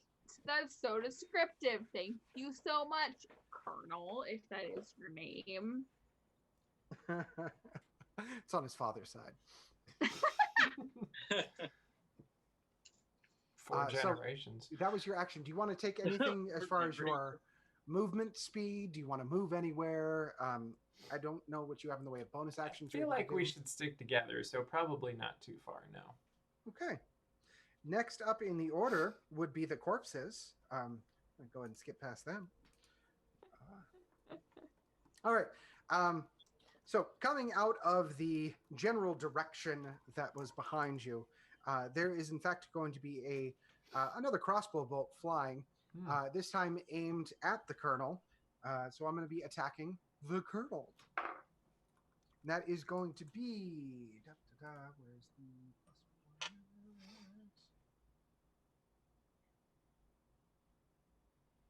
1? That is going to be a 9 against your armor class. Okay. Where am I looking? It'll be It's up in towards AC. the top, AC. Yes. Next to your initiative, just to the right of that. And armor under is, your walking I have speed. 14. Great. So that's not going to hit you. Okay. So it's going to fly on past you. Whatever shot that is still not in sight, but you can see pretty clearly where it came from at this point. All right. And next up in the order is another attack that is coming at the Colonel. They're all attacking you, buddy. He just spotted him. That's going to be an 8 against your armor class. Still 14. All right, so a dagger is going to go whizzing by you. Ooh. Ooh, free dagger. Wait. And sorry. where this came from is a little bit Shiny thing. closer down the road. And you're going to hear, please put away your weapons as the towers shift a little bit and now have javelins trained up the road a little bit. They still haven't reacted. You get the assumption that may still be a little too far away from them. And next up in the order is going to be Xana. Right. Would I have been able, since I was still like 50 feet away from on the wrong side of the towers, did I see the towers shift to engage these new enemies? Well, I mean, you're still scrambling over. I'm going to say that you're focused on the fight, so I'm not going to make you make a check for it. I'll say, Okay. yeah, you can see that. All right. I'm going to rush, get back to the main road, rush to the towers because I don't think I can get any further.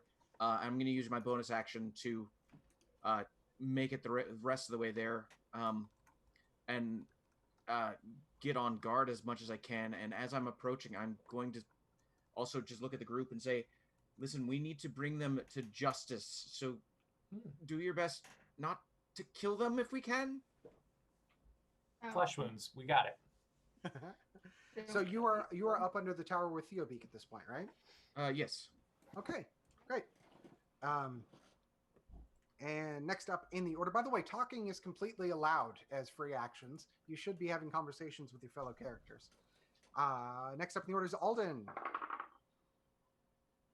All right, so we're taking these guys alive. Apparently. Preferably, I suspect they might have something to do with the other carts, and I want to make sure if they did, they're brought to justice, and if there are any survivors, I want to see if we can find them. All right. Alden is going to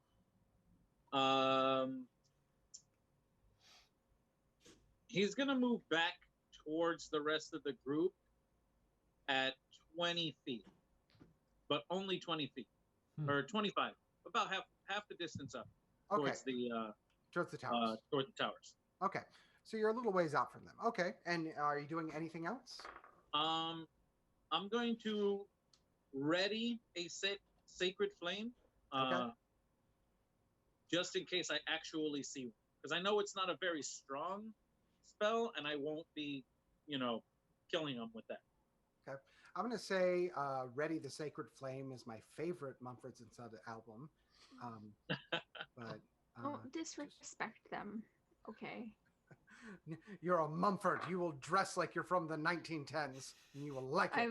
I literally, there's a drawer open right next to me, and it has a Mumford & Sons shirt in it. So I'd like you to stop disrespecting them.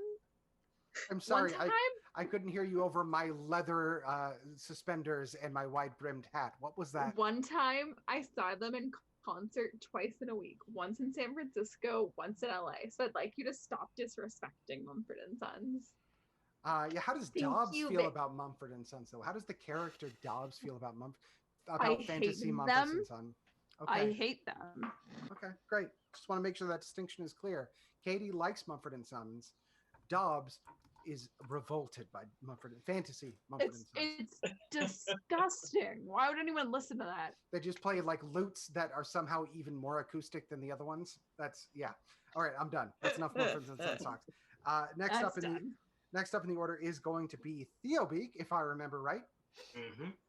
Yes, that's correct. So I saw where the crossbolts came from? Yes, the one crossbow bolt, one dagger.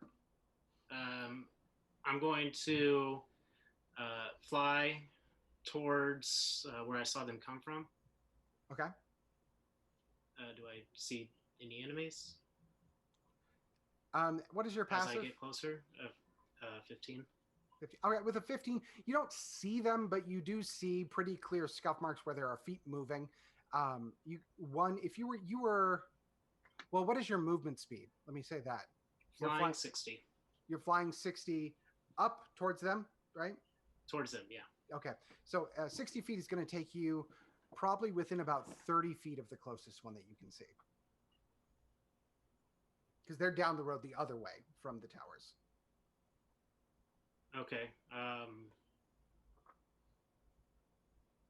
Then I will I will dash rest away until I get where they are. Okay, so the one that's a little bit closer is about 30 feet away. You can dash and get right up on where there's some scuffling happening.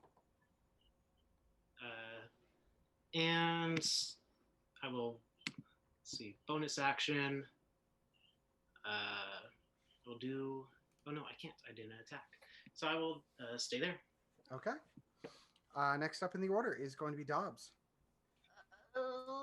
By the way, many of the problems that we are discussing right now, which are distances, are very easily rectified if you're playing a game of D&D with a grid system. It is something we are planning to implement in future games. There's a grid that he is mapping out right there. Look at that. We are going to have that as a part of our game in the future. We'll actually have a separate camera that is pointed at a grid that I'll keep track of. So distances will be a little bit easier when you can visualize, but it's up to your preference when you're playing D&D whether or not you use one. I'm kind of 50-50 on it. I know Luke is a huge fan of grids. So we're going to be playing both ways. So some battles will have it, some will not. This one does not, so it requires a lot of mental visualization. But others, you will get to experience what having a grid on a fight scene is like. But Dobbs, you're up. What can Dobbs do? Well, Dobbs knows generally where they are, so you can make attacks if you can get within range, probably with disadvantage because they are invisible. Yeah. And they're about 100 feet away from her, right? Well, yeah. Dobbs, we're with the group that is still 50 feet back from the towers, right? Oh, yes. So she's like 150 feet. No. She's 50 feet closer to them back down the road. So she's probably 30 feet away now. Got it. Oh, so the group is closest to Mortadrap then? No, they're hub, and the invisible assailants are still even further back towards hub. They were behind you. So, to map it out, here are where the towers are, either side of the road. This is where you walked. This is where you left the road, came back behind the towers, and then the attackers are back here. Okay. So then I'm 30 feet away, Yes. is what you said. Then I'll shoot with my crossbow. All right, you'll be shooting with disadvantage, so you'll have to roll twice and take the lesser of the 2 rolls. So I rolled D20 twice, yes? Yes. Awesome. Okay, my first roll was horrendous. Let's hope my second roll is better. It won't matter. You said she's, oh, yeah, because she can't see them, right? Yeah. Okay. Are they both bad? The lower of the 2. No one speak to me, okay? I would like no one to speak to me. All right, how bad you roll?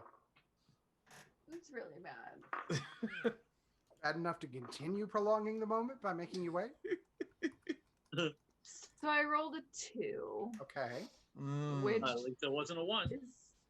is then going to be a 5. Okay. So, was that your lowest of the 2 rolls? Yeah, I rolled. Okay, let me tell you something. I rolled a 3, right, the first time, and then I rolled a 2. Okay, so yeah, lower the 2 rolls too. That's not gonna hit, believe it or not. Wow, no way. All right. So if you don't want to move or anything, let's move on down the order. Garrett, you're up next. You're hidden. Yes, I am. You're hiding from the But- invisible things, which is my favorite, second favorite Mumford and Sons album. Good to know. So, going to. Did I haven't noticed where everybody else is starting to head towards? Oh yeah, very much so. You're keeping things. All right. Well, then I'm just gonna make my way along through the rocks, closer to where I'm seeing everybody else head to. Okay. Do you have to make a continued stealth check for that? We'll leave that decision to you. I don't know for sure. Well, your stealth check was Until they discover him or he makes himself known, it's the same stealth check. great. Until he uses the hide action again. Okay. Well, you're not using that, so yeah, you're still hidden. What is your movement speed? 25. 25. So you can get within about 5 feet off the side of the road of where Dobbs was just at and attacking whatever she was. Okay. I'm going to withhold my action until one of them is visible. Okay. Next up in the order is the Colonel. Get him, Colonel. Right. I have no clue what I should do. Well, you still got some invisible assailants. Yeah, that's the problem. They are very obviously aggressive, and they're very obviously still invisible. You have a general idea of where they are. They haven't been hit yet, that you can tell. So you can either attempt to take a blind shot at them, attempt to do something to make it easier for them to be visible in some way. How would I do that? Any way you'd like. You're a ranger, so you would have knowledge of the world around you. I don't want to do what is called railroading the game. A DM is railroading when they tell you exactly what to do in a situation. However, because we're newer and we don't necessarily want to keep it too open-ended, if you want to be creative in this situation, we know that they still have physicality in some way, even when invisible. We know that because There's not like a way I can throw a pile of like a handful of dusty rocks in their direction so you can that see. sounds what hits them. awesome. So you were still with the 50 feet away from the tower. What is your movement speed? Is that across the top? Yeah, should be walking speed. Walking speed. Oh, 35. Great. So you can move to basically to where Dobbs was attacking whatever this thing was and get within about 5 feet of them. So you're going to attempt to kick some crud up from the road is the idea? Yeah. Okay. Maybe it'll get in their eyes. Go ahead, and this is going to be a found object attack roll, which so but the object is dirt. So go ahead and roll an attack roll for me. That's Dirt. a D20. I found dirt. I Uh, got a jar of dirt. so I got a 14, and then do I add something or no? Normally it'd be your modifier for a particular weapon. So like my Dexterity. longbow, which would be Dexterity, yeah. Oh, dexterity. Yeah. How dexterous are you throwing that dirt? +3, so That's 17 at that's throwing a dirt. 17 at throwing dirt. Awesome. So I'm going to say that you scuff up and kick up the little dust and stuff that is on the side of the road. And with the 17, Because they're invisible, it would have been at disadvantage. that's true. It is an area effect, though, because it's kind of sweeping. It's really go ahead. dusty. That's true. Still roll again. Roll that d20 again. 15, and then do I do the Yep. thing again? That's a better roll, I think. So. Yeah, so Yeah. we would take the worst one. So great, you did it. I'm going to say with all of the dust you kicked up at that disadvantageous roll, you are going to get the brief sheen of a humanoid figure covered in dust. So it is more or less visible to you, and you hear some distinct coughing as well. Oh, good. And I think was it Garrett was holding his action until he saw someone? Correct, and there is I. somebody Yes, to it be was. seen. Well, Oh, hot yeah. hush puppies. A lot Take of a people. shot. Yeah. Hot hush puppies. Oh. How good far away God. is this person from me? At this point, 5 feet away. You're on the side of the road from them. Perfect. I'm going to come up to him and I'm going to attack with my daggers. Do it. That is a 9. That is not going to hit, unfortunately. All that preparation. That's okay. I'm going to use my 2-weapon fighting and attack with my other dagger. Okay. I believe with reactions, you can only do one attack. Oh, is that the rule? Yeah. Well, meal muffins. It does say that. It says if I read the 2-weapon Ooh, fighting. we're here. getting into the rule books. This is where it gets good, guys. Minutia. I love it. It says when you make an attack action and attack with a light melee weapon that you're holding in one hand, you can use a bonus action to attack with a different light weapon that you're holding in the other hand. Mm-hmm. Yeah, that would be a bonus action for opportunity attack. It is you use your reaction to make one melee attack against the creature. Right, and because a bonus action would be considered a secondary preparation, you can only have one thing prepared, right? You are right. Yes. I will take that back. Well, good try. And for anyone watching at home that is considering playing your own D&D game, listen to your players, especially if they are more knowledgeable than you about certain things. If you are attempting to DM a game, yes, you are in essence God for the world, but that does not mean that you should be carte blanche deciding everything. Of course, there are situations where the DM does have to rule on something, whether or not it necessarily goes against the rules of the game. Situationally, you should choose to follow the rules best you can, but DMs can bend them as necessary. However, if something is brought to the attention of the game, especially from a player as knowledgeable as Luke, listen to your players. It's going to make it so much easier. Don't argue, unless it is by and far to your benefit to do so. But yes, thank you for the contribution from both of you. That is fantastic. Moving on in the order, we just finished up the Colonel's excellent dirt kicking action. Next up in the order is going to be not the dusty one, but another one behind. And then Alden Sorry also for all the had dust. a sacred flame prepared, or sacred fire. Thank you for the reminder. Alden does have sacred flame. Alden. Yes. So, So there's one visible. Okay, the one with the dust on him has to do a dexterity saving. Okay.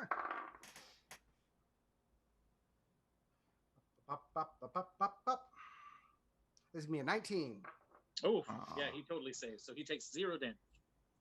Cool, dusty, matrixy moves. All right. Next up in the order, the shuffling of feet indicates that the second figure has moved into range and is going to be taking a swing at Dobbs, who is still very close. Great. Did they leave my my range? No, this is not the dusty one. This is another one. Okay. They are coming into range. But thank you for checking. That is going to be a 5 against Dobbs AC. And then they have advantage if they're invisible. Thank you for the note.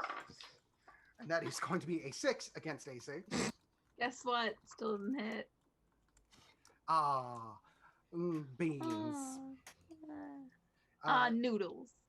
So you get the definite impression that something has taken a swung at you and glanced off your plate armor, which is super cool. And now I have to do math on distance. And just over your shoulder, Dobbs, a javelin-like spear is going to dart over and strike whatever is there. And with a slight pop, another human figure is going to come into view as they take some damage. And it's another rough human from the look of it. Great. Next up in the order is the Dusty Human. And Dusty Human is going to take a strike at the Colonel, who just kicked a bunch of dirt in his face. Not surprised. And he's going to swing around with a short curved scimitar. That is going to be 5 to hit. 14. Nope, that ain't going to do it, is it? Pimple on a flea. Swinging forward and missing. And then, just over your shoulder, another javelin is going to dart out, clipping the dusted one for some more damage.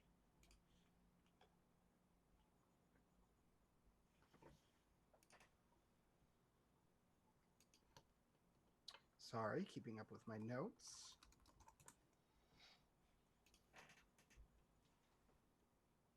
All right. And with a pop, they become fully visible as well as Dusty. Still Dusty, but now visible. Humanoid, gruff looking. And next is going to be Xana, back up to the top of the order. All right. Well, I'm gonna try to. I'm gonna take my staff, point the bottom end of it at the Dusty one because I thought they would possibly remain invisible for a second, and I'm gonna fire off a few magic missile at both of them. So I'm gonna put 2 at the one that was Dusty, and then 1 at the other one that appeared. 2 at the one that was Dusty. All right, roll some damage. As a reminder for our viewers at home, magic missile is not something that requires any kind of checks. It's going to hit. 4, that's 5. 3 is 8 on the Dusty. Mm-hmm. He ain't looking too good. Stop rolling off my table. Stop it. 3 on the other fella. All right. That one's looking a little worse for wear, but the Dusty one is looking rough. Doing the Mortal Kombat fade, as it were. All right, and then I'm going to stay beneath the towers because I know they have trouble hitting us down here. And I'm going to shout out at those 2 gentlemen after damaging them. If you surrender now, you don't have to suffer anymore. So intimidating from this little tower. And because you're under the tower, of course, you don't have to make that deck save. Next up is Alden. By the way, you're not getting a response from these gentlemen. Okay. I figured. Let me see. How far are they away from me? Are you, let's see, you're still with the main group, so you are about 30 feet away. 30 feet. Okay. That would take my full movement. Okay, I'm going to draw my mace and head up to the Dusty one, who is Mortal Kombating right now, wanting to be finished. And I am going to swing with my mace. Okay. Non-lethal damage if I hit. If I hit. Plus 2, 3, 10. 10 is not going to be effective against armor class. All right. So I'm going to say that you attempted to swing with the butt of your mace, maybe to knock out this particular character, but it was fairly ineffective. Make that dexterity roll for me still. All right. Nat 20. You Wish I know, would've that got that on the other one. that's going to miss. Just the tip of that javelin is going to appear just next to your eye and zip on back.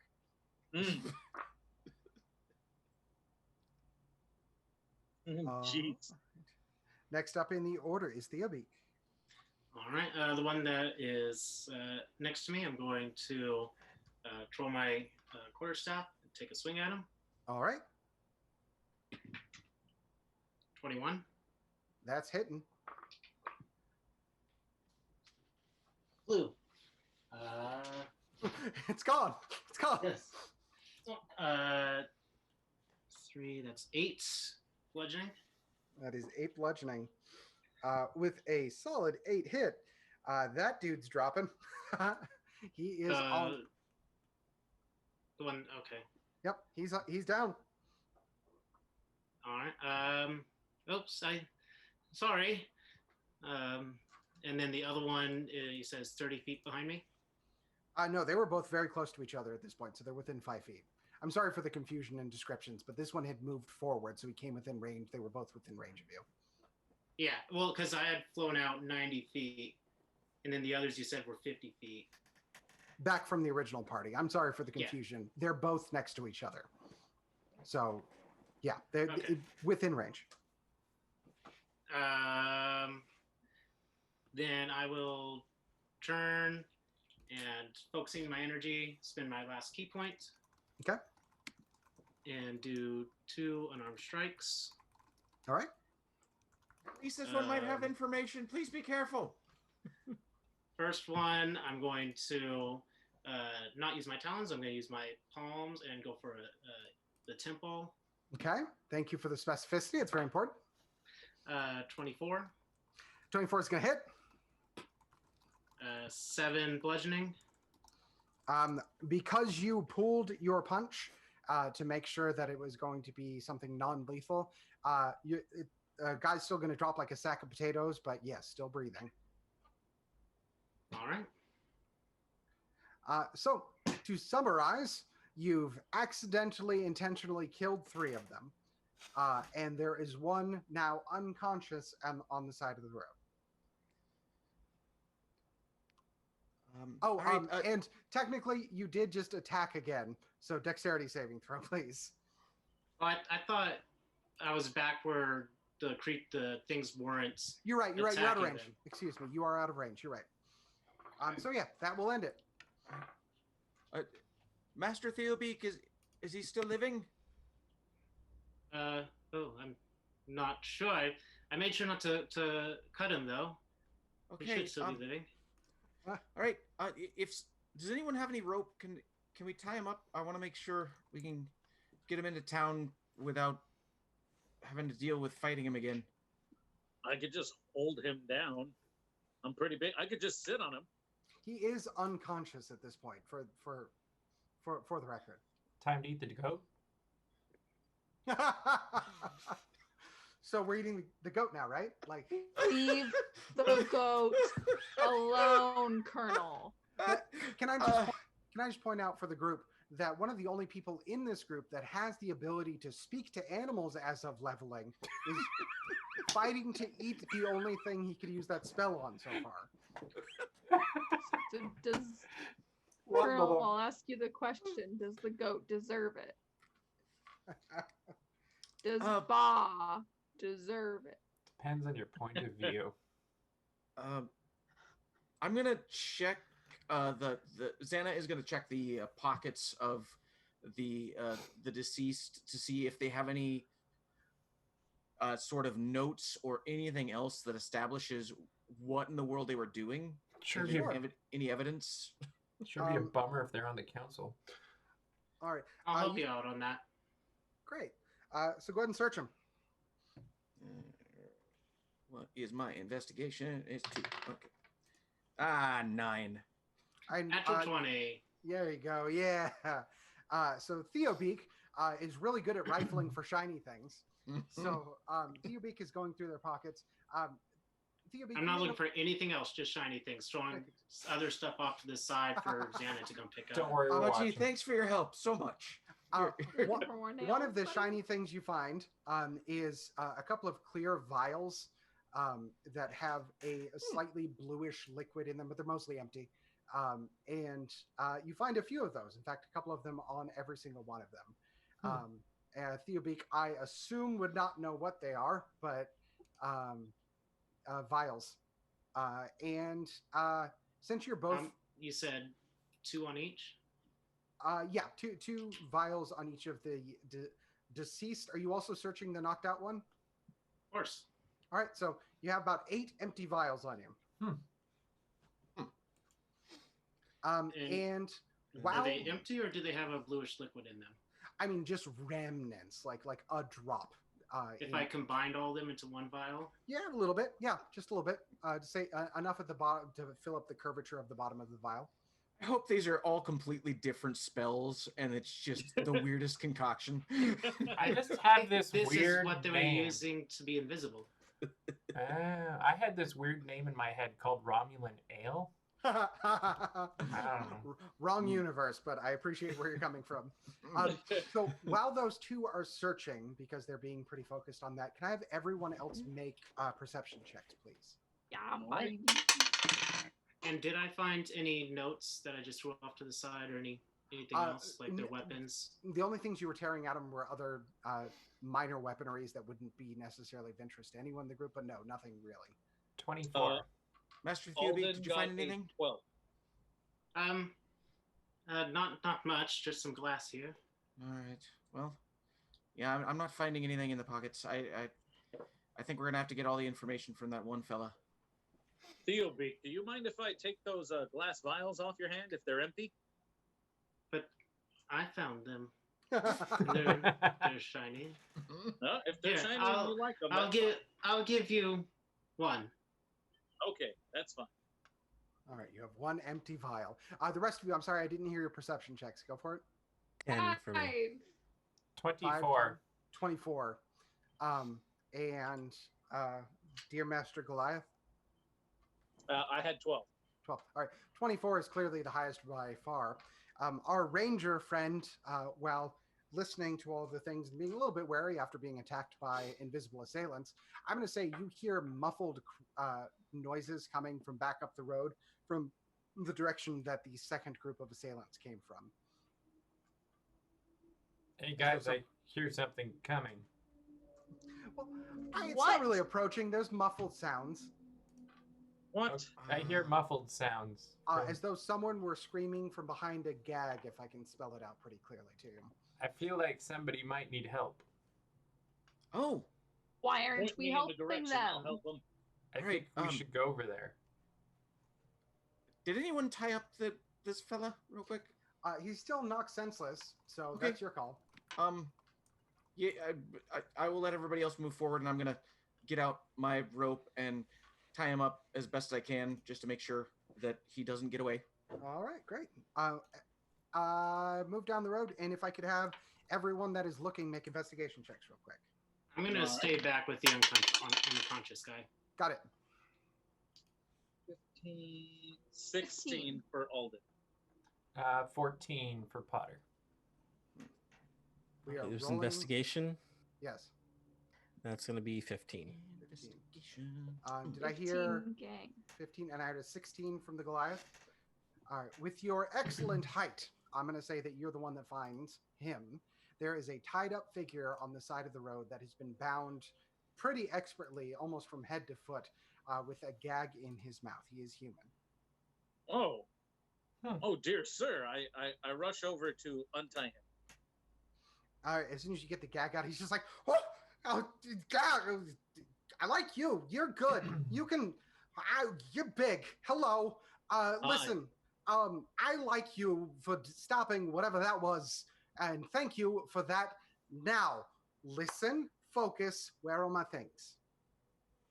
What things? Okay. And he immediately turns to Dobbs as best he can, while still being mostly tied up. Do you know where the things are that I brought, that I had with me recently? Have Have you checked your pockets? Is that where your ha things- ha ha, and he wiggles his hand, still kind of half tied up behind his back as he continues to be untied by the Goliath. I assume, Goliath, you are untying him, yes? Oh yeah, still in the Right. process. All right. So Why is as you- Christopher Walken here? all right, Not listen. Christopher Walken. As he gets to his feet, he's like, "You're wonderful. Thank you. I love you. Name's Zeke. I'll catch you guys in a minute." And he turns around and starts running back in the other direction. That pretty easily you can tell is the rocky outcropping, which isn't too far behind. Is You can that still make Zeke it of out. Zeke's? That would be an excellent assumption.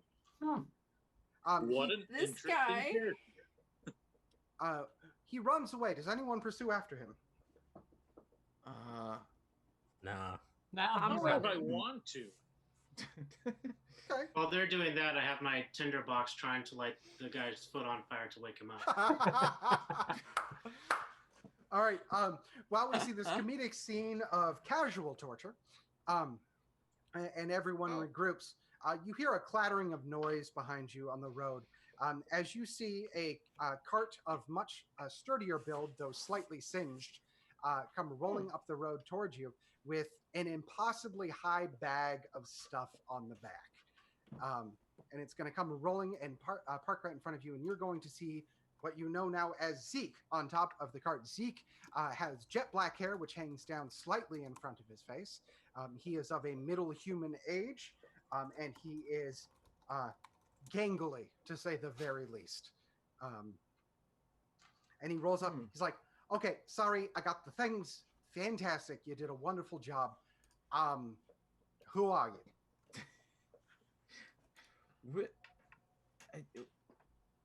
Well, I Are mean, we the we're- Fellowship of the Ring? Oh wait, no, wrong Hang dream. on, not that. Katie, if you need to step away briefly to grab that thing, you're more than welcome to. We're going to continue the stream. Got it. But for the rest of you, yeah, go ahead. We're just traveling through here. We're heading towards Mordredrak. We're just, just a group of people that happened to save you. Convenient. Yeah. What happened? Could you explain how you ended up in this terrible situation? Well, I was coming down the road from Gansk, which, I mean, if you know anything about anything, is the best place to get some new and exciting stuff around. I've got this little shop, you see, it's back in Hub. I'm frankly, I'm a little bit bored with it. I've been running a general store for I don't know how many generations in my family, and I'm just sick and tired of selling the exact same thing over and over again. Can I get an X for my farm? I don't really care about that sort of thing. So I'm changing up the business a little bit. I went to go get some unique oddities and stuff, and I'm going to try to, vary up the business a little. I mean, are you guys interested on getting in on the ground level of something very interesting? Yes. Yes, I am. An investment opportunity. Look, you seem like expert adventurers, and every adventurer needs stuff. Let's face it, stuff That's is true. one of the best things you can have as an adventurer. I'm decided to you know what we're going to do? You're going to be partners. You're going to be partners in my new venture. You're going to be the new and improved Zeke's General Store of ungeneral things. Let's talk about it right now. All right, how are we going to do this? I know, first customers. You guys, you're going to be spokespeople. You're going to be spokespeople for Zeke's, all right? You're going to tell folks about Zeke's. You're going to go out there with your hullabaloo and adventuring, and you're going to tell them all about the amazing things they can get at Zeke's. Right. Excuse me, Master Zeke. Question.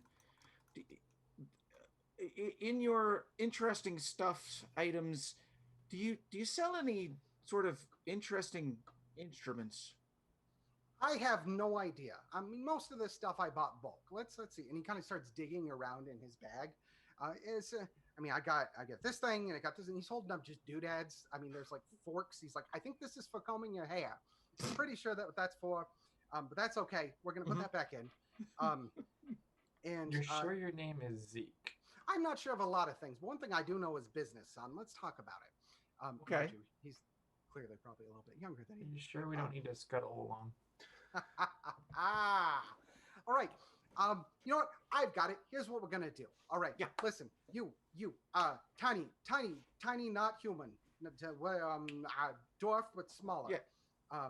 What are you? I'm a gnome. I'm a gnome, sir. A No, norm. no. A gnome. Okay. Norm. Norm. Wait, Fantastic. hang on. We're gonna do this amuse-bouche style, all right? Remember, you're representing Zeke's out in the world. Your partner's in this, okay?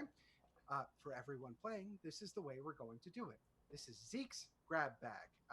Zeke is a merchant, most interesting, who runs Zeke's General Store. And aside from selling general sundries in Hub, he also has a selection of random wares, which he uses as promotional items for folks to come back. As partners in his business, as he is established, anytime you meet him on random in your adventures, you will be allowed one promotional item for Zeke's General Store. That item is supposed to be your flagship representation to point people to Zeke's. So everyone here is going to, one at a time, roll a d20.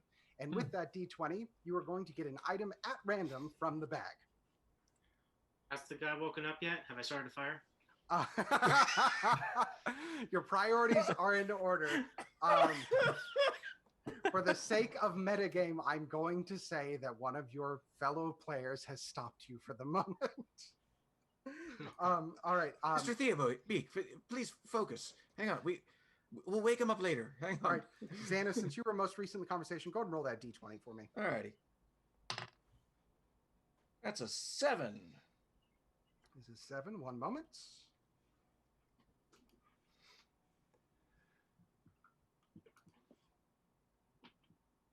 All right.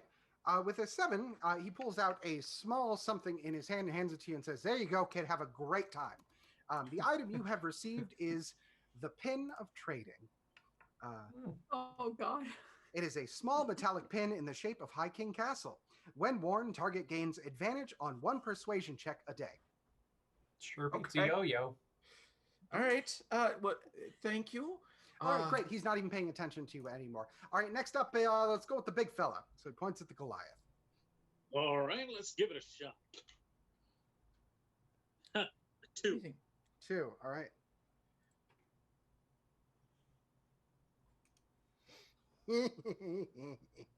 All right, cool. All right. He pulls a little string out from inside his bag, and attached to it are a small bright red set of wagon rear view mirrored dice. They are fuzzy dice. When the user hangs on any transportation, user has immediate proficiency for the duration and advantage on all rolls while actively in contact with the transport. That is rad. All right, cool. Cameron, quick question. Do yes. I need to put that into D&D Beyond? I will create the items for you and actually add it to your character sheets, but thank you for asking. Oh, okay. Well, then I'll stop typing. You should take notes yourself, though, so you know that you have it. Yes. Please note what item you have, because I'm not actively noting what item you have, and I'll need to be reminded. Thank you. Yes. Got it. Will do. All right. Next up, he points at the halfling. He's like, "You're one of them copyrighted fellas, isn't you?" There was a little joke about the Tolkien universe and copyrighting comments. I hope you're all keeping up. All right, roll for it, halfling. All right, and as he goes up to the bag, Garrett reaches out his hand to shake Zeke's hand and says, "I like your charisma. I'll partner with you." That's going to be a 5. It is a 5.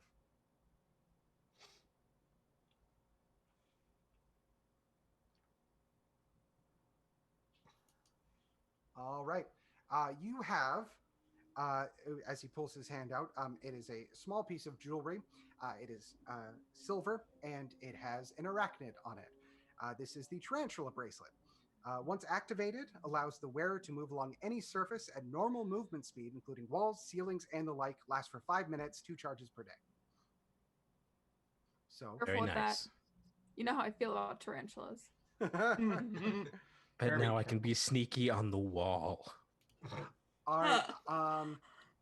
Next up, let's point at the bird person. Yes. Who are you? I'm Jean Valjean, and you're Javert. Not forget my 10. nickname. 10.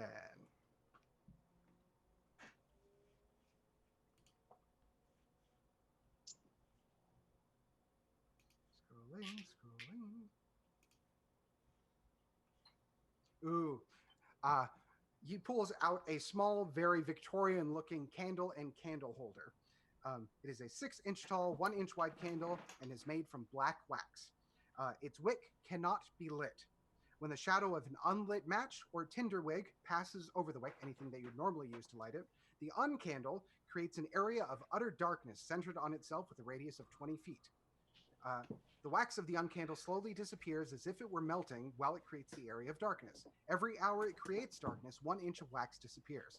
Blowing on the wick or briefly pinching it will make the darkness disappear and stop the uncandle's slow disappearance. So you have an orb of shadow around you if you ever not light it.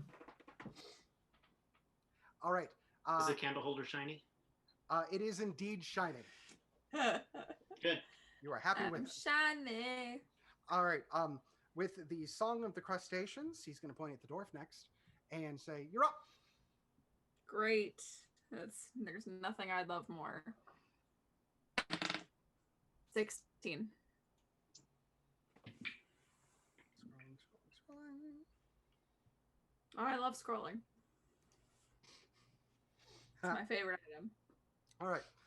He pulls out a small packaged item with some fanciful, cartoonish coloring on it. It is the premium ice cream bar. It is a consumable. It is an enchanted ice cream on a stick, which remains frozen while wrapped. When unwrapped, the nearest creature must pass a Constitution saving throw of 18 plus to resist consuming the ice cream bar whole. If consumed, target takes 2d12 plus 6 frozen damage centered on their brain. If target has no brain, it is half the damage. I tell you what, I respect it. So it will remain frozen in its package until you open it. I wish that was how real premium ice cream bars worked. I assume that Zeke is telling us this, otherwise... Oh yeah, he's pitching absolutely everything at you as you're going. Rapid fire. He's then going to look over at the Colonel, and he's going to say, "You know what? No randomness for you. I know what you need. I know exactly what is good for you. You look like a military guy, and you like old stuff." He digs around for a while, throws a few things around, and he pulls out a bracer, which is a small armband of sorts. It is an ancient leather-worn bracer of unknown origin. Well, zippity-doo-dah. Day indeed. When worn, there are 2 slightly raised circles on either end with the symbol in the middle. And you notice very quickly that symbol matches the symbol that is tattooed onto your wrist. It is dead center in the bracer. And as it is being handed to you, Zeke is going to look at you and go, "Oh, look at that, the convenience of the thing, and matches the law. I know these things. I'm perceptive. I'm in sales, son. It's what works for me." So he hands you an ancient unknown bracer. Do you do anything with it? Put it on? I guess I put it on. Fantastic. It looks very stylish. And that's it. And Zeke says to you, "Well, this has been wonderful. I am absolutely jazzed. But I'm going to go start my business now. Make sure you tell everyone you got this stuff from Zeke. Send them my way. Zeke's and Hub. That's where you want to go. Love ya. Bye." He's going to jump back onto his cart and get skedaddling down the road. He had donkeys, by the way. That was a callback to the beginning of the game where Mr. Daps thought it was donkeys. Those are donkeys now, I've decided. Good. And with that, Zeke's tails off the road. You have an unconscious person? All right. Should I try putting him on fire again? We should wake him up. As you contemplate putting him onto fire and attempting to wake him, the camera pans back because this is all cinematography, and that's how that works, and pulls up to look at the road ahead of you, past the 2 towering figures on the side of the road that have been javeling at you, and pans up to look at the road ahead. You are less than a day's journey away from the true border of Mortadrak, which is the rocky, impassable mountain range. And just over it, you see the mechanized structures of Gantz, the great moving city. And I believe we have a picture of what that will look like. Would that be an approach? That would be the approach. So the camera gets a wonderful, beautiful, scraping view of what the land of Mordredrak looks like, and you get your first view of Gantz, the great dwarven mobile city, as it walks over the tops of cliffs and jagged spires of the land of Mordredrak. And with that, we will end our session of Dungeons and Dragons for the day. I hope everyone gets a chance to see that artwork. I'll make sure you guys get it sent over. And again, thank you to Cullen for making all of that for us. It's absolutely wonderful. If you're keeping up, it's beautiful. I hope everyone had a fun time. Make sure you let me know what item you guys received from Zeke so that I can add it to your equipment. And remember that item for yourself. I will not remind you that you have that thing. It's up to you to use it creatively in whatever situation you like. As always, thank you so much for watching. If you're watching live or if you're watching after the fact, we really appreciate it. We will have these continuing to go on as long as it takes to save the kingdom. But we would love for you to come along for the adventure. We're doing recaps every week so you can get caught up, or if you just need a refresher, we'll also play that recap at the beginning of next week's episode. If you want more content, if you like Disney and that's why you're here, you should go to dapsmagic.com. That is all the latest in Disney and geek news from around the Kingdom Sphere. Dapsmagic.com is where we do a lot of writing. There's going to be up-to-date articles, news releases, and just a lot of fun stuff with opinions there. And every Tuesday, you should tune into Geeks Corner. That is Tuesdays at 9:30 p.m. Pacific Standard Time. That is our talk show format where we talk about the latest news in geek. A few of my co-players and myself are on that particular show. But otherwise, we can't wait to see you next time. Thank you for playing Dungeons & Dragons with us. This has been Daps & Dragons, and we'll see you next time in the kingdom. Bye. Buddy. Bye, everybody.